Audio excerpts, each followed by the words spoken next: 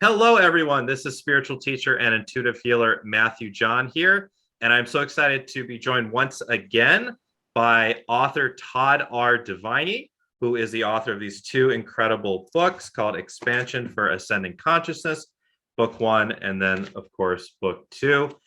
Todd is an incredible person. We had such a great chat the first time. We went over 2 hours discussing a lot of the concepts in his books, but there's just so much in these books that we didn't even touch the half of it, and we're gonna that's why we decided to do a part two to expound even more. If you haven't yet watched part one, I highly recommend you do watch part one before you watch part two. It's not a requirement, but in order to understand the concepts we're going to discuss in today's call, I would definitely recommend going ahead and watching the part one that we did. The link is in the description box below. And also, if you haven't yet picked up these books, I know so many people, so many clients of mine bought the books after watching our first show. Please go ahead and purchase both of these books.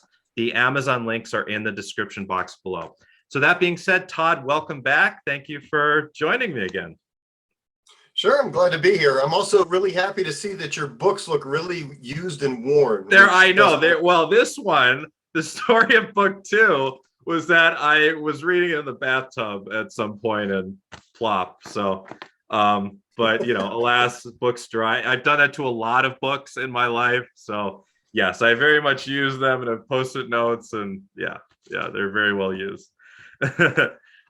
So last time, Todd, we kind of left off on a little bit of a cliffhanger. We were discussing, I was trying to, conceptualize the idea of fractalization and relate it to my Starseed discovery sessions, where very often my clients will see themselves as what I believe to be a fifth density being.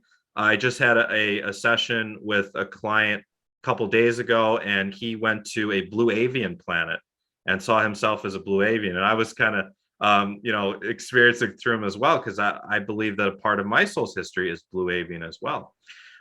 So that's a very common thing that happens in these sessions that I do, where people are seeing themselves as their fifth density extraterrestrial self. Now, the question that I was trying to figure out in my mind is, are you fractalizing directly from a fifth density place? So for example, my blue avian client the other day, he saw this temple and he said you could go into this temple and it was like a portal where you could travel to all sorts of other realms. And it seemed like you could travel perhaps through that portal even to come to Earth.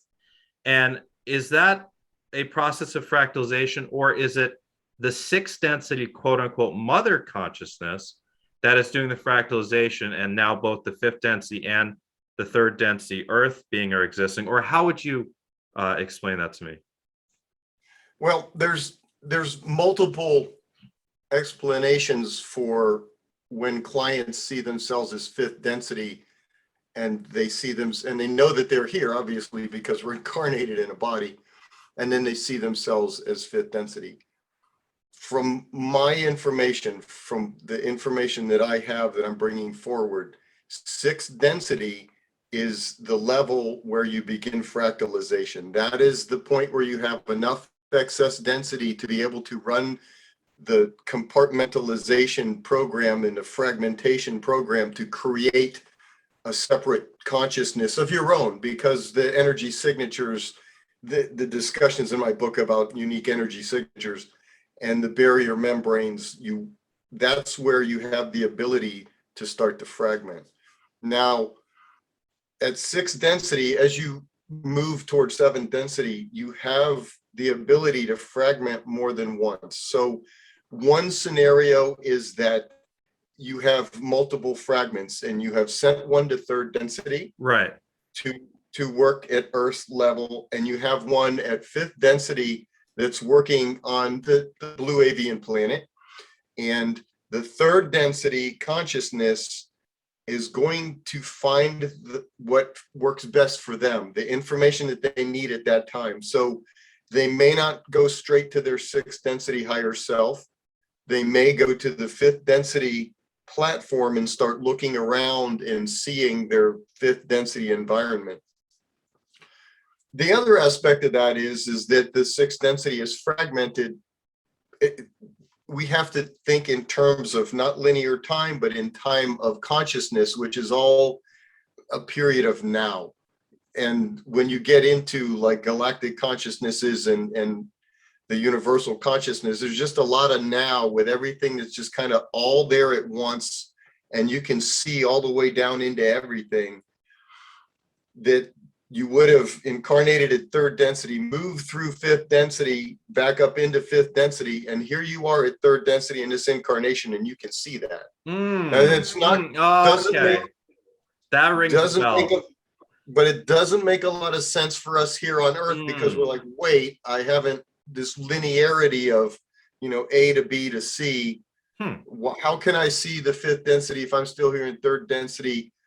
The same way that people are talking to their higher selves that have not fragmented at all ever. And you go into a session and their higher self comes through and it's their sixth density self who's looking back through all of the experiences that brought them where they were. And they're trying to assist themselves in their progression. So there's a linear progression. And then when you hit sixth density, you can see every single bit of it all the way back through to where you started.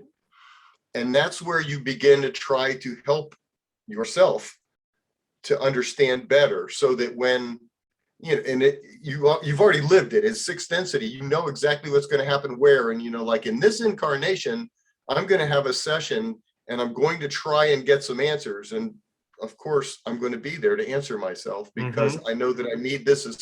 And I know because I live that lifetime exactly what I need to hear. Okay, so in that regard, what that person may have needed to see and hear is the fifth density blue avian, because maybe they've been exposed to the concept of avian creatures, bipedal avian creatures that are, you know, benign and benevolent and assisting, and that. Yeah, actually, what's interesting, they in this particular case, they hadn't really ever thought of the blue avian, but you know, one of the things I do psychically in the sessions is I see where people come from, and I clearly saw that. And I really didn't do too much suggestion. He went straight into, you know, a blue avian realm, which is very etheric. It wasn't fully solid. It was a lot of kind of in and out. It was one of the realms I see a lot where it's like physicality is quite optional, but it's something that they do almost for fun, you know, but it's not really required. Yep, that's fifth density right there for sure. Yes. Yeah. You've moved through fourth density. You've moved into the fifth density. You know what a light body is. You know what an incarnated form is, and you know how to manifest either one of them at will. So yeah, that's exactly what would happen. From my galactic research experiences through, you know, through these regressions that I do, I see the Pleiadians, the Sirian realms, the Arcturian realms, etc. Most of them look like fifth density realms where it's just that in and out of physicality if you desire, but they do have these physically manifested you know, societies, but there's the ability to do whatever, to fly, to be invisible, to change forms, to consciously, you know, end an incarnation and move into a new vessel, which in most of these places it seems like they do after a very, very long period of time. I guess that's all fifth density. Like myself, I've seen parts of myself from a Sirian planet. That was the first I discovered about a decade ago. From the Andromeda galaxy, from a blue avian place, and from Orion, the Orion human planets. And I feel that my highest self is from the Andromeda galaxy, but it's very likely that that would be it has to be based on your work, right? That would be a sixth density realm, like my mother consciousness, which is, let's remind ourselves and everyone, that's a planetary sphere. Well, you're going to be part of the planetary consciousness. You're part of the planetary consciousness. But now you don't limit yourself to sixth density, okay? Because you could be much higher than sixth density. Okay. And still fragmenting and still assisting and still working. And when you get into the higher realms, you are going to fragment multiple times because consciousness never sleeps. And the bigger the consciousness, the more powerful it is, the more it wants to do, because it wants to always stay busy. It doesn't want to be just sitting there doing nothing. So maybe the more fragments then? It's going to fragment more so that it can experience more and assist more, because at that level, it understands the symbiosis of the universe, and it wants to help however it can, as we all do. Right, When right. we get past the whole separation and polarity thing, we all want to assist everybody else. So essentially, it could be that, like myself, I'm this third density human, yet at the same time, I'm also a fifth density Syrian, fifth density Orion human, fifth density blue avian, and maybe, fifth density Andromedan being, all at the same time, correct? Yes. Well, I think I said this in the first interview, but I am understanding that I am in 27 incarnated forms now, in addition to my totality of consciousness, which is back there, taking care of a galaxy somewhere. I'm incarnated in 27 bodies. And I think I said this in the first session too. I was going to see a different life, another incarnation, and I saw like this squid thing coming at me. And I didn't want anything to do with that, because that was a little too foreign for me. So I wound up going to a sixth density council in Alpha Centauri somewhere, one of the planets in that solar system. And that sat well with me, because they were visualizing an energetic bipedal human body. But the squid thing was a little too foreign. I really wish I had had that conversation. But the answer to your question is yes, it's completely plausible. Okay. And what's interesting is a lot of, when I do these regressions, just out of curiosity, I ask a lot of questions out of curiosity. Like, for example, one interesting thing about this recent blue avian regression I did was that we both kind of found that it's not a physical set of stars that we can see from Earth. It's vibrating at a different actual, and tell me if this is possible, but it's vibrating at a different frequency that's actually not visible from our perspective on Earth when we look into our sky. But yet it's like sitting on the edge of the Milky Way envelope is what. So let's look at Venus, for example. Venus had a civilization on it a very long time ago, before our sun got too hot for anything there. They ascended. If we look over at Venus now, it's a rock, but Right. there is a collective consciousness, planetary consciousness of Venus that has been interacting with Earth, and they call themselves different names depending upon who they interact with. But at some point, if that planet, of course we need it to balance our solar rotations, but if we didn't need the Venus planet, it could just decompose itself. I mean, it could either fall into the sun, or if we had a black hole interface, it could be sucked into that, but the collective would still exist without the use of a planet. And from our perspective on Earth, we would have no understanding that they exist at all, because we can't see them. Right. So is that a fourth density collective or a sixth density? On Venus, it would be sixth density. Sixth density. Okay. So at that level, the way I visualize is like all these sparks of light, or these little, toroidal fields. There could be millions or billions of them. Like on Earth, we have billions, right? And they all merge into like one sphere now, where they're working is it like working as one mind? Could we characterize a sixth density consciousness as a singular being, or no? Well, yes and no. Okay. Because in my first book, I show what a planetary consciousness looks like. When right. Yes. All the small spheres within it. Right. Right. It's rather rudimentary, because I was still learning the programs to make my graphics at the time. But all of them are going to have the same baseline energetic signature. They'll all be in the planetary consciousness. And at that point, they can manifest whatever world they want at sixth density. Now, we move back to fifth density a little bit, and you talk about they move in and out between physical bodies and light bodies. In order to do that, the planet still needs to be there, right? Or otherwise, what are you going to manifest into? Right. Vapor in the galaxy. No, don't do that. But at sixth density, you don't need a planet anymore. You just don't need one if it wasn't there for you. You wouldn't need it. You'd move on from it. Okay, good. If you wanted to incarnate, you would fragment and go somewhere else and do that on a planet that still exists, if that was your thing.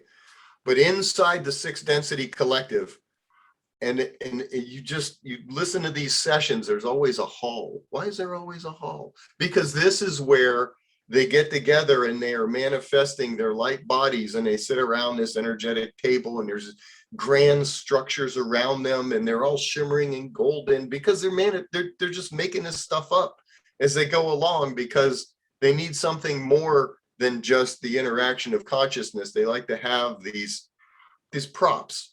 So this is what sixth density does. They'll create these visuals, which was what was created for me when I visited my council in Alpha Centauri, was this hall, and we're sitting around this table and we're having this conversation and all of that about light and love and continuity, and the way forward, moving up in energetics and all of that.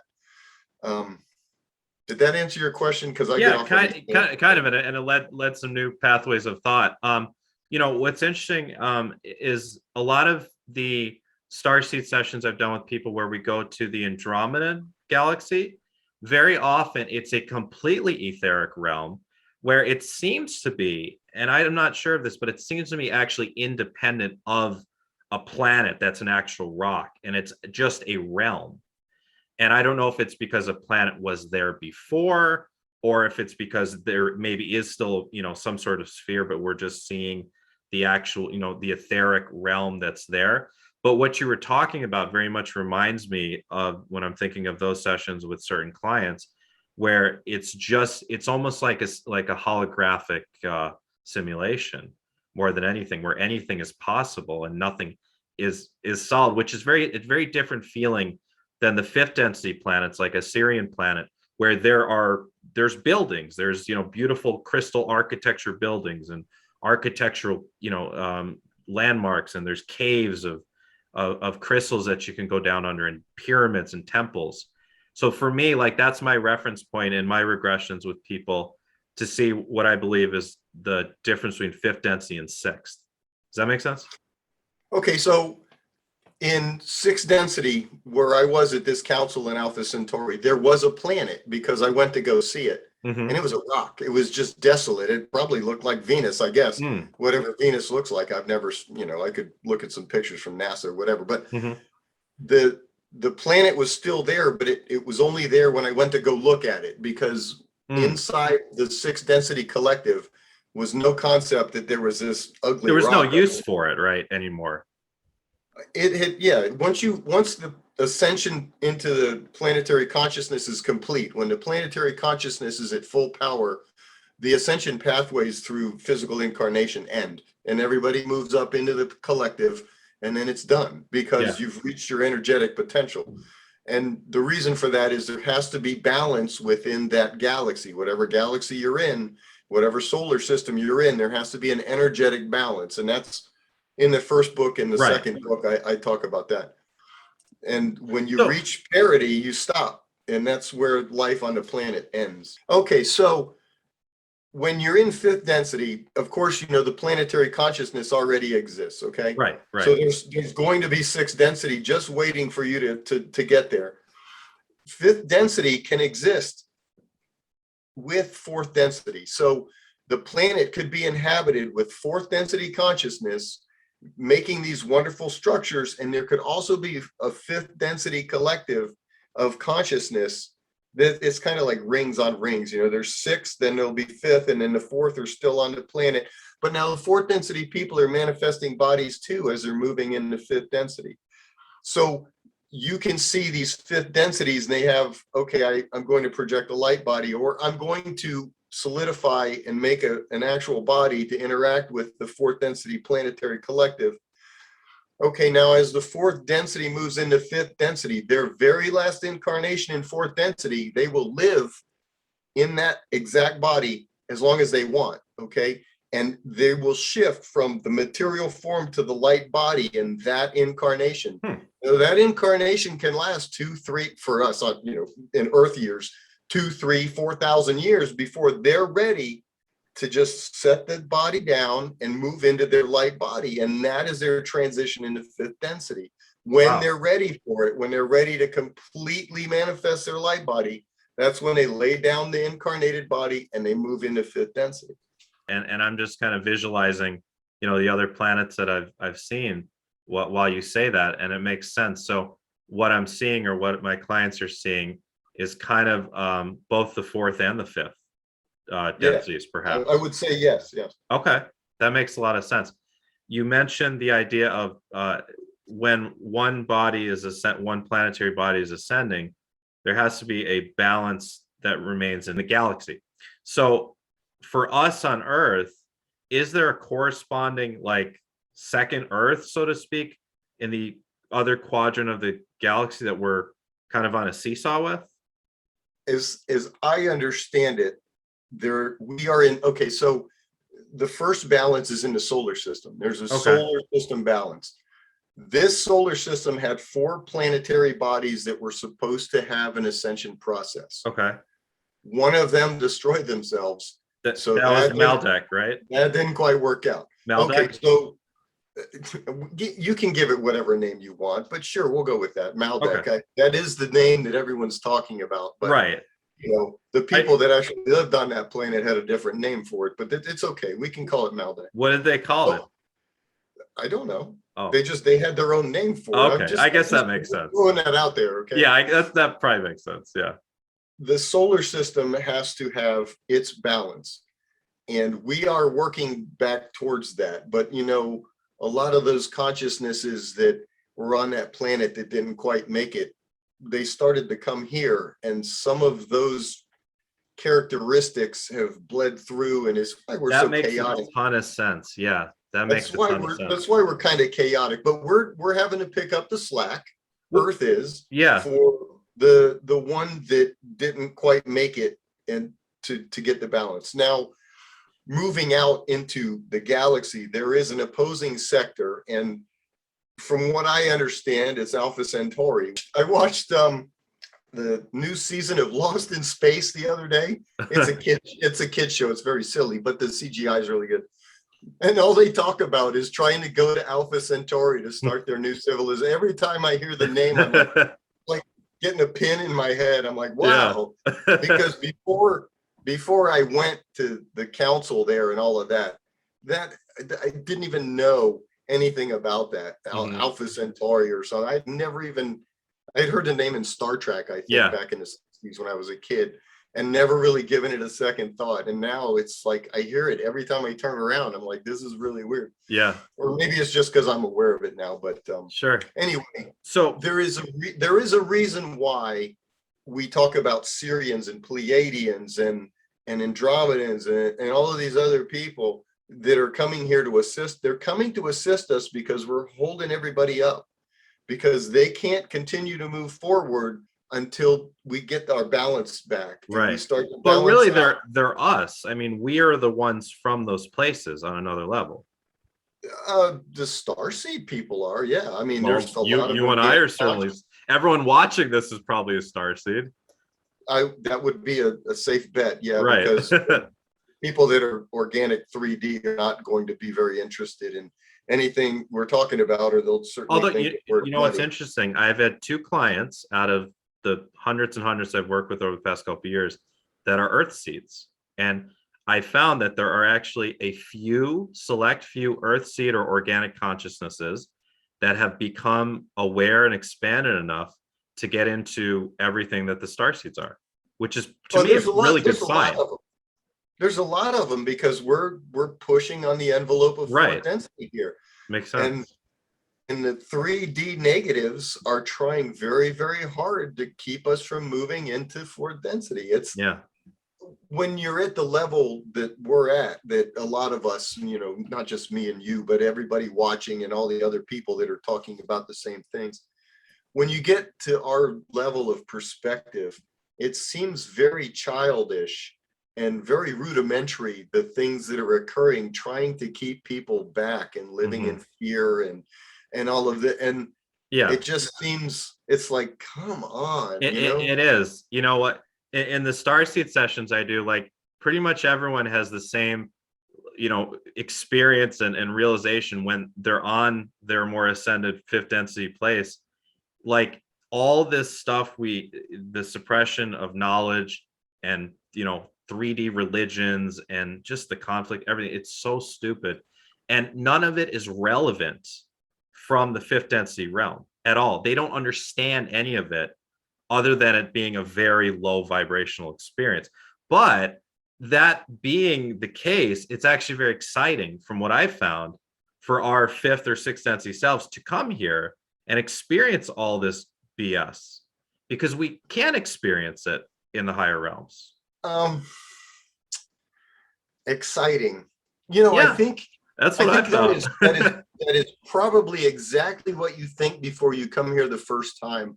And after you've been here about 2,000 or 3,000 times, you're probably like, man, again, just See, the same thing. The way I look at that is that's all part of the game.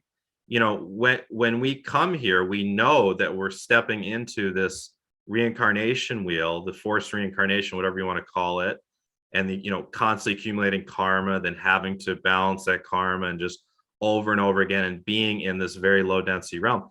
But I find that we find that to be an exciting challenge, an exciting challenge to come here to ascend out of that, because it's like playing an extremely challenging video game or going on an extremely challenging hike. It's more rewarding the more challenging it is.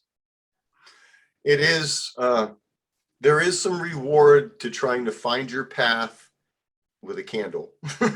Yeah, which is what this is, because you know you are so immense and so energetic and knowledgeable at a higher level. right.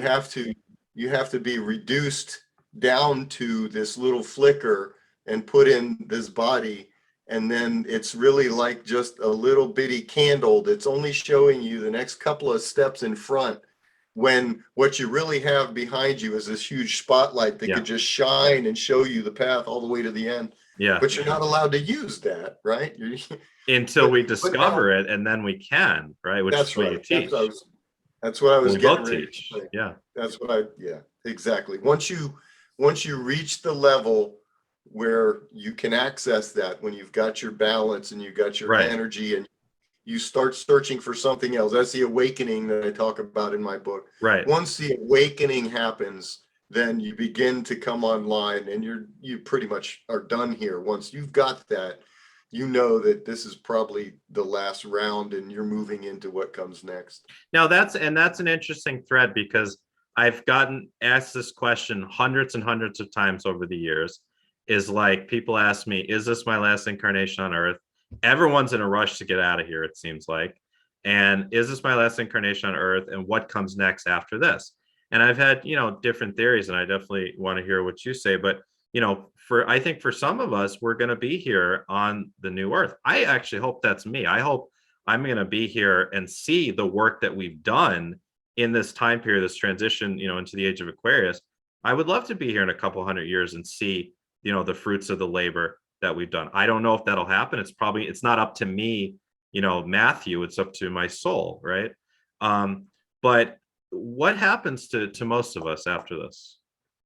Well, let me just say, if someone asks you, is this my last incarnation on Earth, I would respond with a question.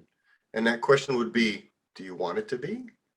And of course, they're going to say yes. Otherwise, most people would say absolutely. And then my next question would be, well, if this was your last incarnation on Earth, what do you think you would need to accomplish so that you could be finished? And then I'd want to hear what they had to say. Yeah. And then when we give them the session, then we ask the higher self the exact same questions. And we look at the difference between what they said and what their higher self said. And if they line up in any way, then you know, they're pretty much set. So yeah. And I get the sense that for some people it is. And I feel like they will leave here and merge back with, I mean, is that an accurate representation? Is it a merging back, or is it just a continuing through the dimensional staircase, just somewhere else? Well, now again, it's going to depend on, are you a fragment or are you organic consciousness? So if you're a fragment, if you're a fractal from a sixth density consciousness. Yes. And the answer to that one is going to be multiple. It's going to be You may go home after You this. may if merge this was back, all you- or could you go somewhere else and keep going up the staircase? Absolutely, yes. Or you could stay here and keep going up the staircase, right? Absolutely. The choice is you and your higher And self. Of you course, get to you are your decide higher that, self. right? But we can't decide that, I don't think, while in the body, because we don't have all the awareness, the connection. But when we eventually leave the body, then we have more, at least from my view, right? We'll have more of that totality to access, and we can consciously make that decision.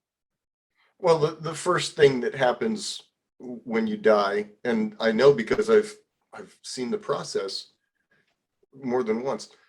When the first thing that happens when you die is you go to whatever construct you expect. Yes. So yes, I mean, if precisely. you're expecting Allah to come get you, or you're Yes. expecting Jesus to get, Yes. that's who's coming to get you. Yes. And you're going to understand that you've transitioned. And you know, the people that Yeah. die violently, they don't know that they're dead yet, because they go from one Yeah. into this construct where they think they're still alive until they understand that they're Exactly. not. That's where we And they're get ready- ghosts, right? Or we get alternate created fourth dimensional astral realms where people play out the rest of their incarnation in some Yes. alternate reality until they Yes. realize it. And I've seen in some of the past life regressions I've seen, I think it's happened with 4 clients.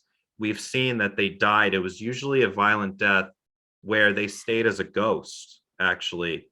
Like there was one guy who was he was in the mafia. This was actually in an alternate timeline too. It wasn't the current timeline we're on. And he died, and he had nothing in his life other than his business. He died of a heart attack. He was a miserable guy that just cared about money and the material thing. So he just hung out in his office, with the mafia office for like 20 years until his closest friend passed away, and then they together went to the next steps. Yeah.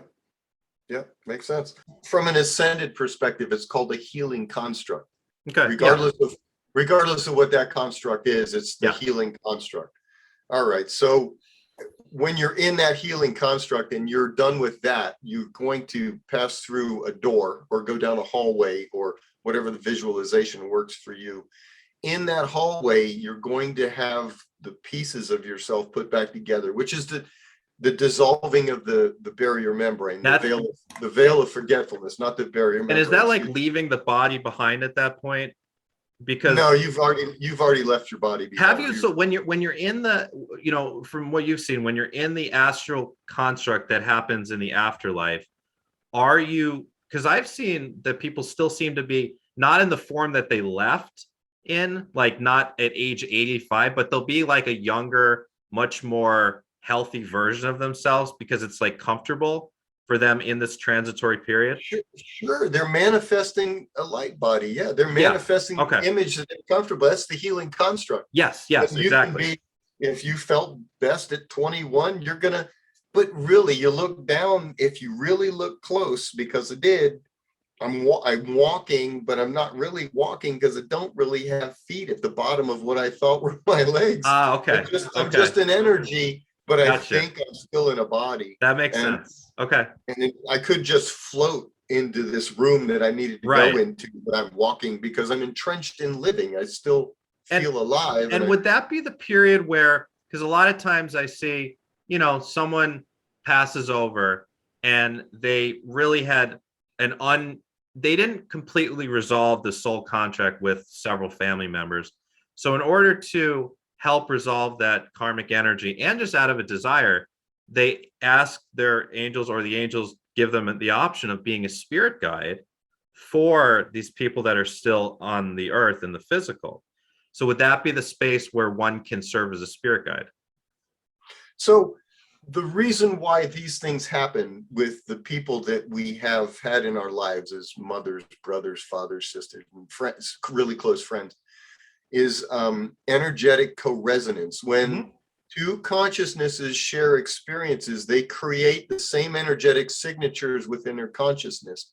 This is a link that can be found either while one is still incarnated and the other is not, or when both have transitioned, which is like you just said, the mob guy waited for his friend. They had energetic co-resonance. They met, and his friend helped him and said like, hey, dude, it's time to go. Right. You're dead. Yeah. And they moved on. Okay, so, and this is all in my first book too. The consciousness that had unresolved issues or was really, really attached to the people, whether it's, you know, a son or daughter or whatever, grandkids or whatever, they will act as a spirit guide if that's what they wanted to do. And of course, the other consciousness has to agree to that too, at a higher level, of course. Yeah. And they wait in the etheric as their spirit guide until everybody crosses over. Yes. Yes, exactly. They all have their review, and then they all decide, okay, this time I'm going to be the dad, and you can be the kid. And I've seen this a million times. Yes, exactly. That's very common. It's comforting to hear, you know, you describe pretty much the same thing that I've seen in my work as far as the afterlife. Okay, so you go down the hallway. You're now bringing back together pieces. Your other piece. So are these all your Earth pieces? Well, now it's going to be everything. So if you're a fragment, you're going to get everything back. And you, unless you're going home back to merging with your 6th or 7th density self, you're not going to go there, because once you re-assimilate, you'd have to refragment again, and you wouldn't quite be autonomous like you are now. You would get all of your past lives, because you need all of the information to make an educated decision on what you want to do next. So whether it's organic or not, the only difference between organic and fragment is you have the connection to your other. You have much more experience if you're a fragment to connect. Yeah. So yeah, and you can make decisions on, and your other part of yourself will be like, you know, I know you had fun down there, but it's really in the best interest of this segment of the galaxy, or this, whatever it is, to go over here and help do this. Okay. And be a squid this time, right? You know, or a blue avian or whatever it is, rather than go back to be a human. Okay. And organic consciousness, all of your lifetimes are going to come in, and you're going to have a guide there with you, 1 or 2 guides. Who you think that person, that energy is, you know, based upon what you want them to be. And they will help you put yourself back together, understand everything that's happened. And then at that point, they can say, okay, you're imbalanced here because you were a mafia guy who only cared about money, and we need to rebalance you. So you can go back and do this, or you can go do this, or you know, there'll be options about what you want to do to try and rebalance your energy that's out of whack now from, you know, probably whacking people as a mafia guy and whatever else you did there. So you'll go back into the incarnation, and then you'll probably find some things that you find unjust, and you're going to be like, why is this happening to me? It's the balance. And if you go have a session, you'll find out you were a mafia boss. And then you get the awareness, and then you can ascend through it, right? Exactly. Doing your inner work and being kind to people and balancing out the soul contracts, right? But eventually we reach the point where, you know, which is happening now and throughout the next couple of decades for many of us in the awakening communities, is getting to a place where we've really kind of balanced out all of our soul contracts to the best that we can. And we're not really carrying any negative karma anymore, because we've done so much service work. We've already had lifetimes where we've been balancing that karma. And this lifetime is more about stepping into that, you know, dharma or the ascension body, right? So then when we get that, all those pieces back, we can say maybe, okay, we're done here and we'll just go somewhere else and serve, right? Or maybe we say, you know what, let's be here on the ascended earth, just as like a bodhisattva consciousness, right? Well, we in this incarnation now, I'm going to see it, and you know, I'm older than you are, so clearly you're going to see it unless something happens to you. But we are going to move into the new construct in this incarnation. Yeah, absolutely. And in order to do that, we have to understand how to balance and how to act like 4th density consciousness as we're incarnated in this horrible mishmash of what's going on. As we're moving into this 4th density and everybody's ready to move into the new construct. Some people call it 5D, some people call it 4th density. You call it whatever you want, but it's the new construct where polarity isn't there for us anymore. We have to act balanced and non-polarized now so that the Mhm. door swings open for us and we can walk into it. And the reason why it hasn't swung open for us yet, and then, you know, people talk about this event and this wave and this cleansing that's coming in, and I've talked about it too. Mhm. So I acknowledge that that's coming, but we have talked to about act, that a lot in the first show, for in case people we haven't have seen to it. act like that's not happening, and we have to stand on our pillar of balance and not be pushed off balance by all of the mean kids. You remember that game where you would stand and the kids would try and push you, and if you fell off, you like lost, and if you could maintain balance as they were pushing on you, and I don't know if I ever played that game. yeah. This is the game that we're playing right now, and we have to maintain our balance and not be thrown off balance. Not, and for us incarnated in a human form, balance is easy to see through our emotional responses. It's the easiest way for us to acknowledge when we're off balance. Yeah, absolutely. You know, I call that spiritual or Go ahead. emotional maturity, you know, is the ability to manage one's emotions and the ability to, you know, to respond with love, you know, more than anything else. And at the same time, holding boundaries when one needs to, but to remain in, you know, in a centered state. Right. You know, so you read all of these things that are going on in the world and all of the oppression that's happening, and you have to be able to maintain your focus on your balance as all of these things are happening. It's very obvious, the service to self hierarchy of power over others that's occurring. You just don't submit. That's all. You just you stay in your sovereignty, and you don't allow yourself to be pushed off balance. You don't read an article and get super mad. You don't listen to the television. I don't listen to television at all anymore and get mad at something, or, you know, get really sad or fearful. Non-duality. Fear seems to be the thing, but it's a very low vibration. So it is the thing that is, it is the tool that is utilized most to pull you down. It's what tethers you most to density is fear, which is why intimidation tactics have been used forever on this planet, right? Yeah, that's true.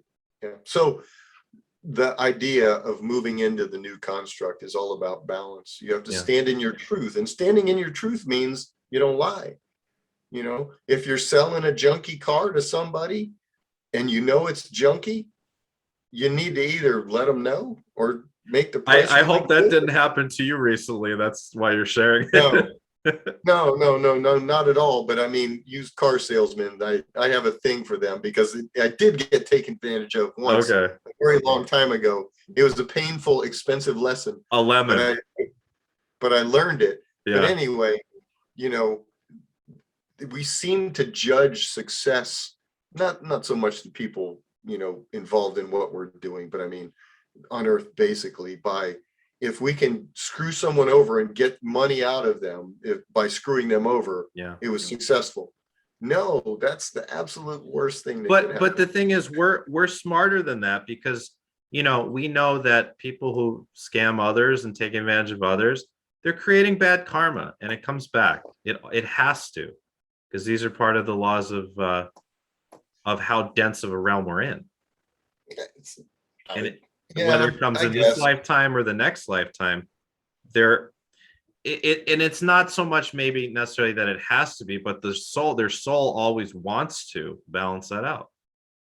They are, to borrow a line from the Matrix, hopelessly immersed in the construct.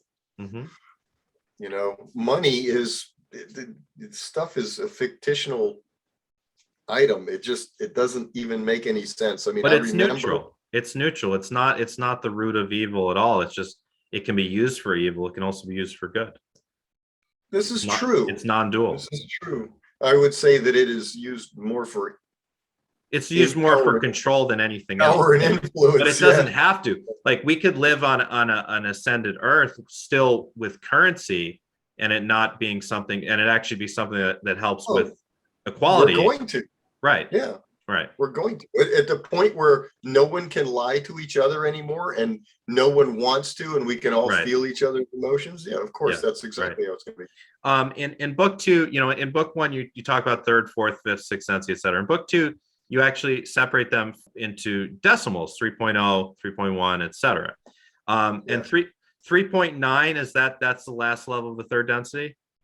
That's right. Okay. Now, how does one know if they're at 3.9? Because first of all, because you've woke up, you're completely awake, you're searching for higher answers, and you're looking for what comes next. So you are engaged in material like we're discussing right now. You are actively seeking to increase the energy in your body. You feel meditation. When you meditate, you're feeling the energy flow. You can visualize the energy in your body. You're empathic. You feel others' emotions. You have to start paying attention to that, though, because a lot of the organic consciousnesses will start to feel something like that. But the starseeds come here and shut that down on purpose. A lot of us do, because it's overwhelming when we're little, or it was for me. I shut it down because it was just way too much. No, I've heard that from many of my clients, actually, that it was the same. You know, I'm one of the odd ones where I was very extremely intelligent as a kid, super high IQ and test scores and everything, but I was pretty normal, you know, other than being very smart. I had a very spontaneous awakening about 10 years ago. Before then, I was just a normal guy. But I have a lot of clients that they were very gifted seeing spirits and you know, doing all sorts of crazy stuff with their mind when they were like 5 years old, you know. And then they had to shut that down because they were ridiculed, or their parents thought they were crazy, or, you know. Yeah. So at 3.9, we're where we are right now. We're having these conversations. You're looking for like-minded people.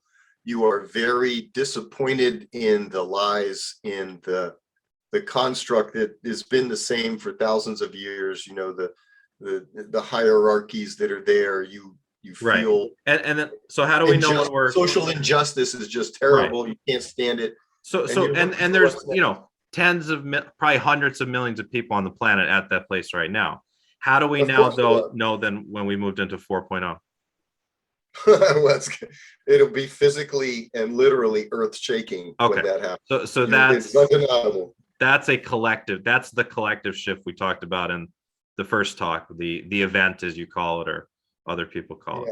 Okay. And the other thing is that suddenly everything is going to change. People are not going to be for themselves anymore. Is it not possible to start living at a fourth density level individually while the planet itself is still in a third density? Why would that not be possible? Yeah, a lot of people are doing that right now. I mean, like think about like the gurus of you know, of India, you know, Babaji, or, you know, people like that, you know, Ram Dass. Yeah, they're doing it. So it is possible. Yeah. Okay, so we can move into 4.0, 4.1 and still be here in the third density, yes? Before the event? Yes, but it's an individual thing. It's an individual thing. Yeah. Okay, I understand. I understand. It's just like being on the leading edge, but it's not the collective experience is the event or the shift. Yes. That's okay, right. That makes sense. Have you heard of like the rishis? You know, supposedly living in the Himalayan mountains, and they've been there for 26,000 years, and they basically are in meditation all the time, and they just go in and out of physicality.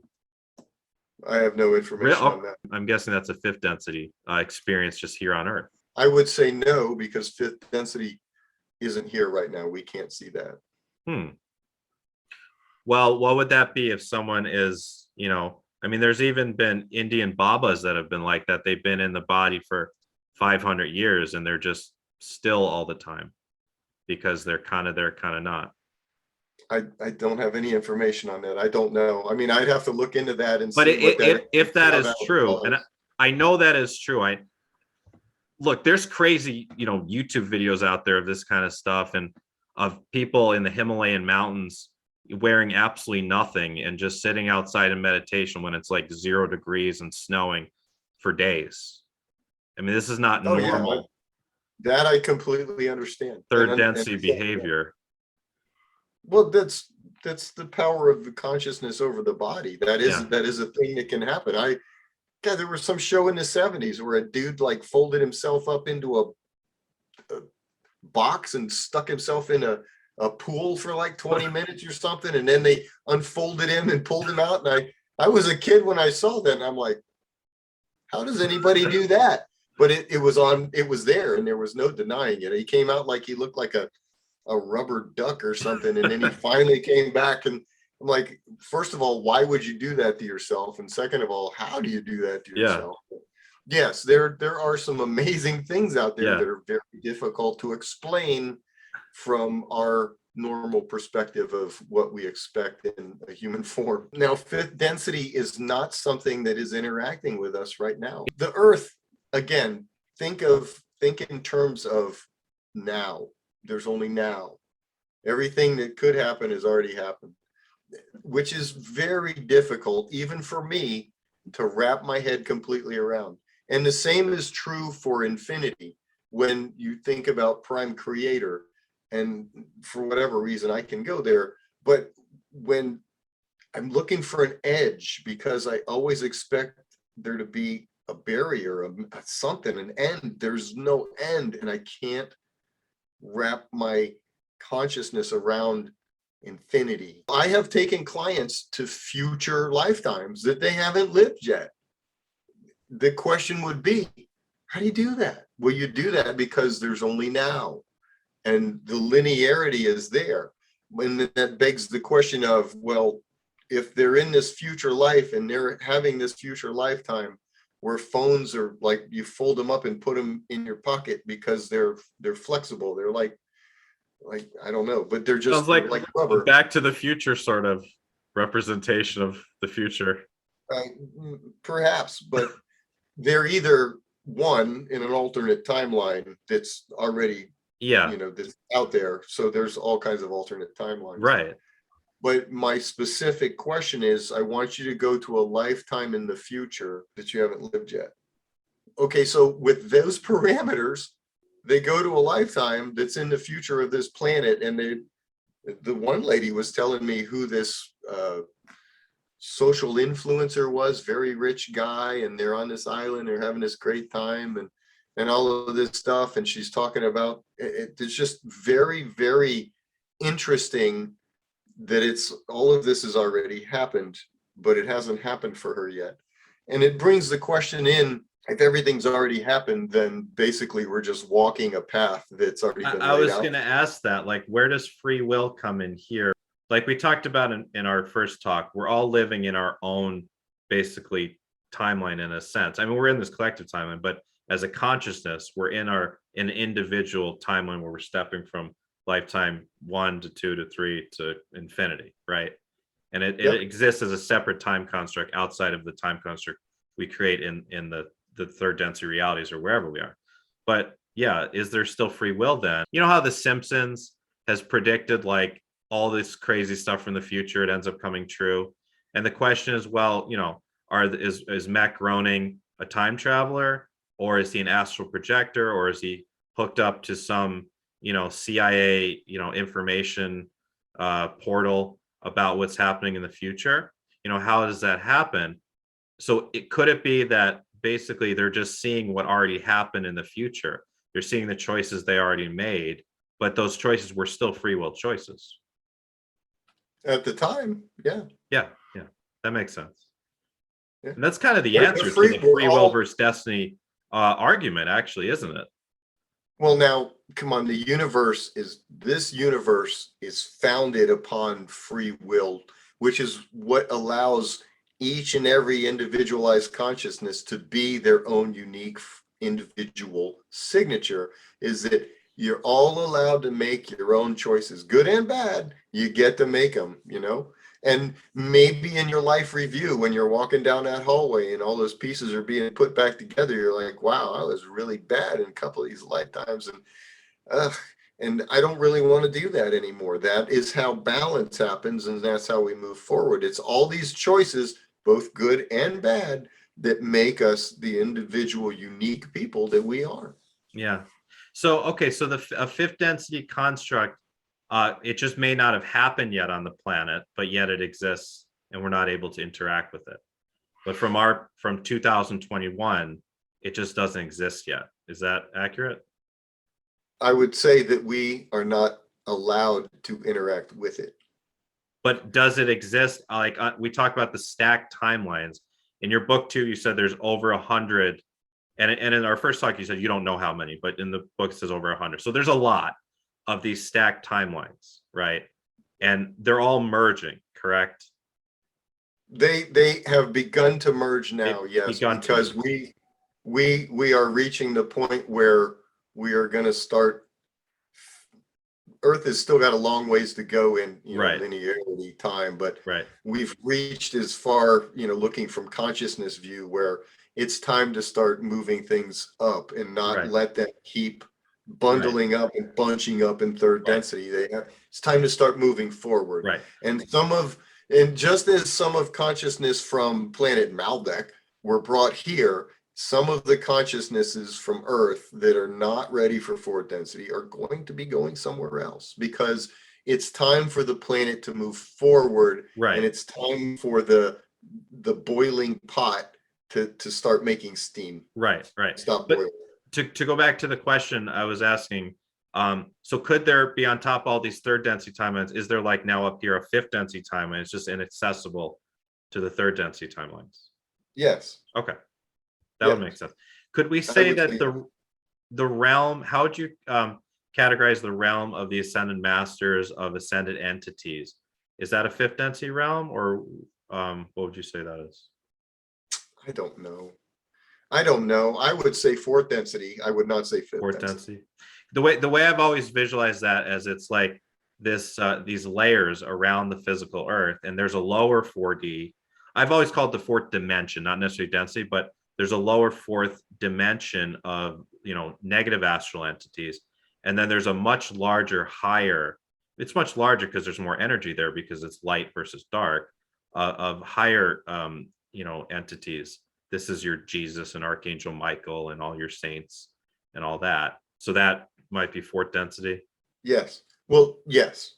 If you're Okay. talking about Jesus and yeah, those are Okay, fourth density that makes consciousness. sense. That answers the question. I want to go back to, you were talking about prime creator. I was having a fascinating talk with one of my clients the other day. You talked about this whole thing. There doesn't seem to be an edge and it just keeps going. So why would it stop at prime creator? Why would it stop at just one consciousness that is created, as you say, these 19 multiverses? Why wouldn't there be more than one prime creator? So in the second book, it talks about the beginning of the very first consciousness, the creation of the very first photonic intelligence within everything. And that would be prime creator. So in the infinity with no end, which is still boggles my mind, Yeah. particulate moves. There was just particulate, and it was at first just steady.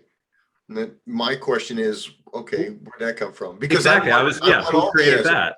Right. The answer that I was given is it isn't known, because before it started moving, there was nothing to record what had happened. Consciousness did not exist until the particulate started moving and bumping into each other and starting to gain energy. That's where the encodings began. And when the particulate started bouncing around with this gentle breeze that began to blow, that's the first recordings of consciousness. That is as far as you reach energetically with your mind, you can reach to the first things that were bouncing into each other, and then that's the recording. I'm bouncing, and you can see the bouncing happening. But before that, when it was still, there's nothing to record it, because there was no consciousness, there was no encodings. Okay, so these bouncings continue and continue and continue and continue. They bounce together, they bounce off each other. Then these two bounce, and they hit each other just right, bam, and they start spinning around each other. As soon as that started happening, the next particles that came to this, the spin, they would all get captured in the spin. And this became a self-fulfilling thing. It just kept building and building and building. The spin continued to increase as the bouncings got in there. The bouncings were now creating the spin. As soon as the spin got big enough, it created the toroidal sphere in it. The bouncing at that point, they would not hit the outside. They were now starting to be sucked in through the top and the bottom. Because of the way this worked, because of the amount and the mass of energy that's required for the energy to come in and out the bottom and energize this sphere. Just going to show everyone in case they haven't seen yet the toroidal sphere. Yeah. Go ahead. There was only one. The answer from my perspective is there is only one because of its immensity, because of, and then we're still talking about an infinite universe. So, you know, maybe for all I know, maybe there's another prime creator that is somewhere so far away that there's no concept that it even exists. I have no knowledge of that. And I would think that there would be an understanding, because energetic co-resonance, you would probably be able to feel the other consciousness out there. But from my understanding, because of the way this happened, there's only one. And in this one are the 19 universes and the multitude of galaxies that exist within them. So contemplate the immensity of that. Right. And I could conceive of that as being true because of, we refer to oneness or the one. And that would refer to the one, like you said, the one prime creator. I had another theory, just to bounce theories off, like we're sitting around, not that I smoke marijuana anymore, but imagine, you know, it was 20 years ago, we were both sitting around sharing a joint, right? Just talking about this stuff. Computer programs, it's 1 or 0, right?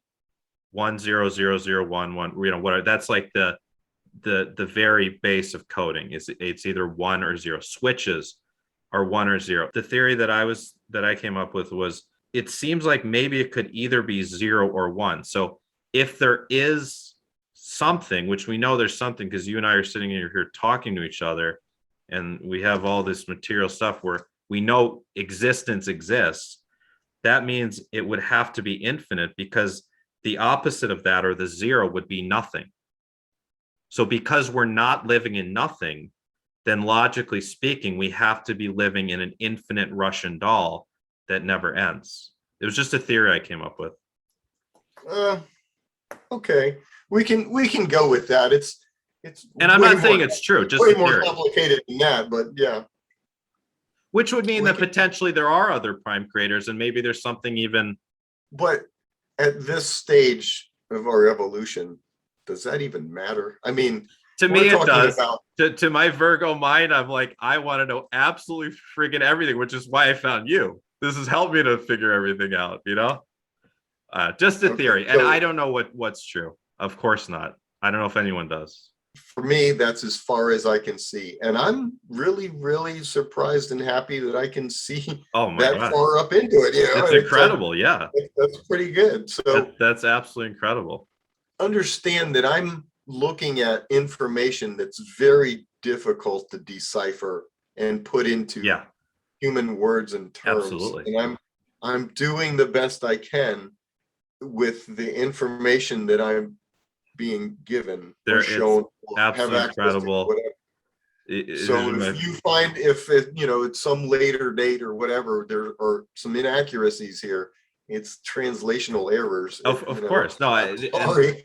I'm doing the best I can. As I've told people, these are the best books I've ever read in my life. They're my favorite spiritual books, and I cannot wait for book 3. It's comments like that keep me doing it. You know, it's certainly not the money, because I'm not making millions of dollars or anything. But it's like the comments. Yeah, you know, who knows? I mean, down the line, this stuff could become much, much, much bigger, right? That's not why I do it. But yeah, okay. Of course. Let's talk about time again. We talked a lot about time in the first talk. Okay. And just to clarify some things, you know, something interesting in book 2, there was a clarification that answered some of my question, but I want to, you know, have us talk about so everyone can hear about, you know, spacefaring civilization. You know, basically it's like, if they're coming to Earth, okay, let's say there's 150 different timelines here on Earth. Which one are they coming into? You know, how are they choosing which one to come into? What are they actually interacting with? Is all the space around Earth in the same timeline? So how do we differentiate that when you're traveling through space? Well, it's going to depend on the civilization that's coming here and the technology that they have at their disposal, for one. The other one is going to be their energetic signature and where they as a consciousness are resonating. If they are a higher density consciousness and they are materializing and manifesting their bodies and their ship, they're using light ships, and they're manifesting this stuff to bring it here, they are probably going to have access to multiple timeline technology. Okay. So at that point, what is going to happen is they're going to, not just Earth, but any inhabited planet that has, multiple densities upon multiple timelines upon it, which could lend itself to multiple densities existing on the planet.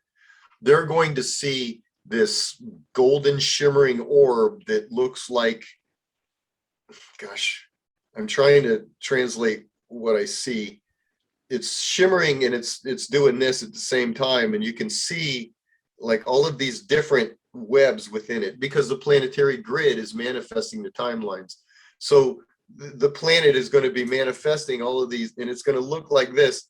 And what they will do with the technology or with their capabilities of consciousness is they will zero in on where they want to be.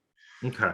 At the moment, the shifting of the consciousness from third to fourth density is very, very cool, and they are very interested in that. Yeah, which is why we have a lot of starseeds here, and why we have a lot of interaction, whether we're aware of it or not. And a lot of sightings too. Just there's a ton of ship sightings all the time.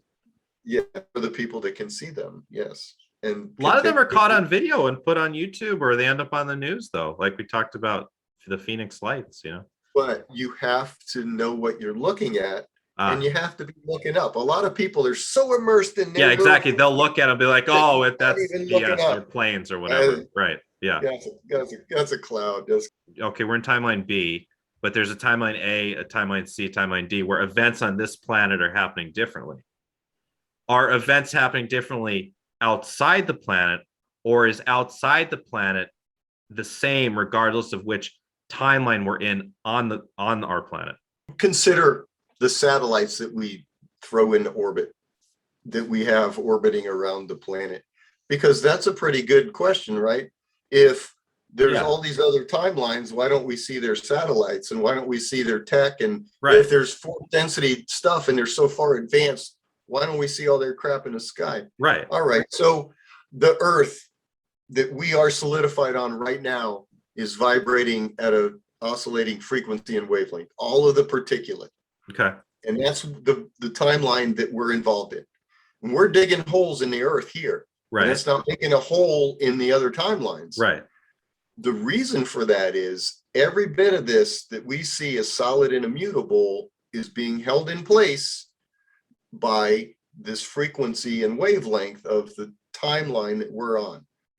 Everything we create from this junk is only here in our frequency and wavelength. So we shoot this crap up into the sky. Okay. The other timelines won't see it because it's not at their frequency and wavelength. And the same goes with the other stuff that they're making. We're only going to see what we're doing. What about farther out? So for example, let's say we saw a comet passing by our planet. Would that comet be seen on all timelines if it was at the same time? Yeah, sure it would. Yes, because it's outside the planet. Well, because it's running its own frequency and wavelength, Okay. which is the base frequency and wavelength, which is why when we look up from our planet, we see billions and billions of stars and planets out there. We don't know what timeline we're looking at out there. Probably, who knows? That's what I'm asking about. But it would be the same for every timeline on Earth. We'd see the same stars. Yes. Okay, that was my clarification. At this point in time in our trajectory through our galaxy, we are going to all see the exact same thing because we're all on the planet at the exact same time. Okay, that makes sense. Now, what about galactic history? The most famous thing that people come across is the Orion Wars, right? Where the idea that there were these big galactic wars, some people say they were like millions of years ago, which is, I don't even know how we would categorize that if time is dependent on space. But Are there different ways that went based on different timelines? Yes. And then, but Yes. which one would we be perceiving then? Or is it just that when people are, connecting to the Akashic records and channeling stuff through about the Orion Wars, they're just connecting to a particular version of that? Now it's going to depend on whether the planet's completely ascended into sixth density or not, and they're accessing the collective. At that point, if all incarnation on a planet is done and everybody's moved into sixth density, every timeline ever is accessible at that point. All the good and all the bad is all there as you access sixth density. Now, keep in mind that negative polarized planets, like these planets that are out there just ruthlessly conquering benevolent, positive polarity planets that had no idea what negative polarity was, they're all love and light. They had no way to fight back. These negatively polarized planets, they don't get to go to sixth density until they're all done. So they're going to stay in this mess that they're in, negatively polarized, until they fix themselves and can move forward. Is there one version of the Orion Wars, so to speak, or are there many versions that played out? An interplanetary war is going to be an interaction between planetary spheres, which all may have different timelines, right? So how does that work out? Are there going to be different versions based on different timelines on, let's say planet A interacting with, negative planet B, but yet there's 100 timelines on this planet, 100 timelines on this planet? Would the war perhaps work out differently on all those different timelines? It most certainly could. Yes. You have to, this is where we confuse multi-timeline theory with the multiverse theory, that there's multiple facets of the universe. No, there's multiple timelines that are in play, and it gives the impression that the universe is a multiverse. And we had this conversation in the first section, but there's one universe and there's multiple timelines. Yes, what we are discussing is one version of what happened in these wars in this other section of the galaxy, and there's other ways that it is played out. And I bet you if we dug around enough, we'd find conflicting versions of what actually happened. Probably, right? There are probably some that are more prevalent than others, but I bet you if you dug deep enough, you're going to find some different versions of what happened. And that would probably be okay, because that's where we start talking about the multi-timeline theory here, where all of this stuff played out differently. This is how consciousness achieves balance. It happens one way, and then it happens a little different way, and then it happens a little different way, and then when everybody reaches sixth density, everybody can see it from every single camera angle, how it all happened, and why it was a waste of time, or why it was enriching to the consciousness, so that they could learn from it and move forward and not do it again. You mentioned that term waste of time, and in the YouTube video I saw on your channel, you had talked about the failed experiment of polarity in this galaxy, and you kind of said, oh no, that's not real accurate, because actually there was a lot to learn from, and it just didn't work out so well. One of my favorite clients, we talk about your books a lot, and she was asking, like, how would the universal conscious not know? Wouldn't it be able to see everything and know that this was going to be a bad idea and not actually work? Like, how's it possible that it was not known that it would play out like this? Because I have been connected to it, it feels omnipotent, that you know everything about everything. However, as these galactic consciousnesses are tasked with coming up with something new and creative, it isn't exactly known, but this is why they're experiments. This is why it's new and creative, because it isn't known how it's going to play out yet. Yes, everything is now, but at some point, there's always a beginning. Just like there was a beginning to the universe. It began as one consciousness, and then it started to create galaxies, and now look how big it is. And all of that is known, just like stepping into prime creator and seeing all the way back to the very first bounce of a particle. It's all known, but at the same time, there was a progression of it to get to that I know everything now situation. So when this first idea of reversing the photonic spin to have it absorb polarity so that you could fall into darkness and total self-isolation, it was like, wow, what's that going to do? Because nobody had ever tried that before. Okay. To be disconnected from the energy of the universe, that sounds, wow. Okay, let's see what that does. And Yeah. you know, a lot of scientists today, they put equations on the board and they look really, really good. Mm-hmm. And then other scientists come in, and this is why things get peer reviewed, right? Right.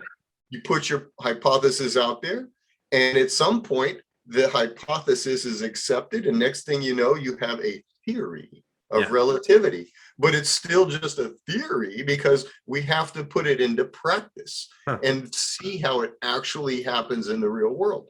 The same was true with like the atomic bomb. I mean, they put all those equations up there, everybody looked at them and they're like, it's either going to like really have a big bang or it's going to strip the atmosphere off the planet. Well, let's find out. I mean, could you imagine being a guy lighting a fuse on that? So this is how polarity went down. It's like, okay, all right. So the idea is that these people fall into separation. They play the bad guy for a little while, and then they wake up to their true nature, and they move into unity with all it is, and they go, gee, that was a whole lot of fun. Yeah, that sounds really good. Let's try that. And then it started to get out of balance. I'm like, why aren't these people moving into, unity with all it is? And so, I mean, that's all in the book, but yeah. And you've talked, in the books and in your talks on the YouTube channel, just about it's too much to manage. It just became too much to manage.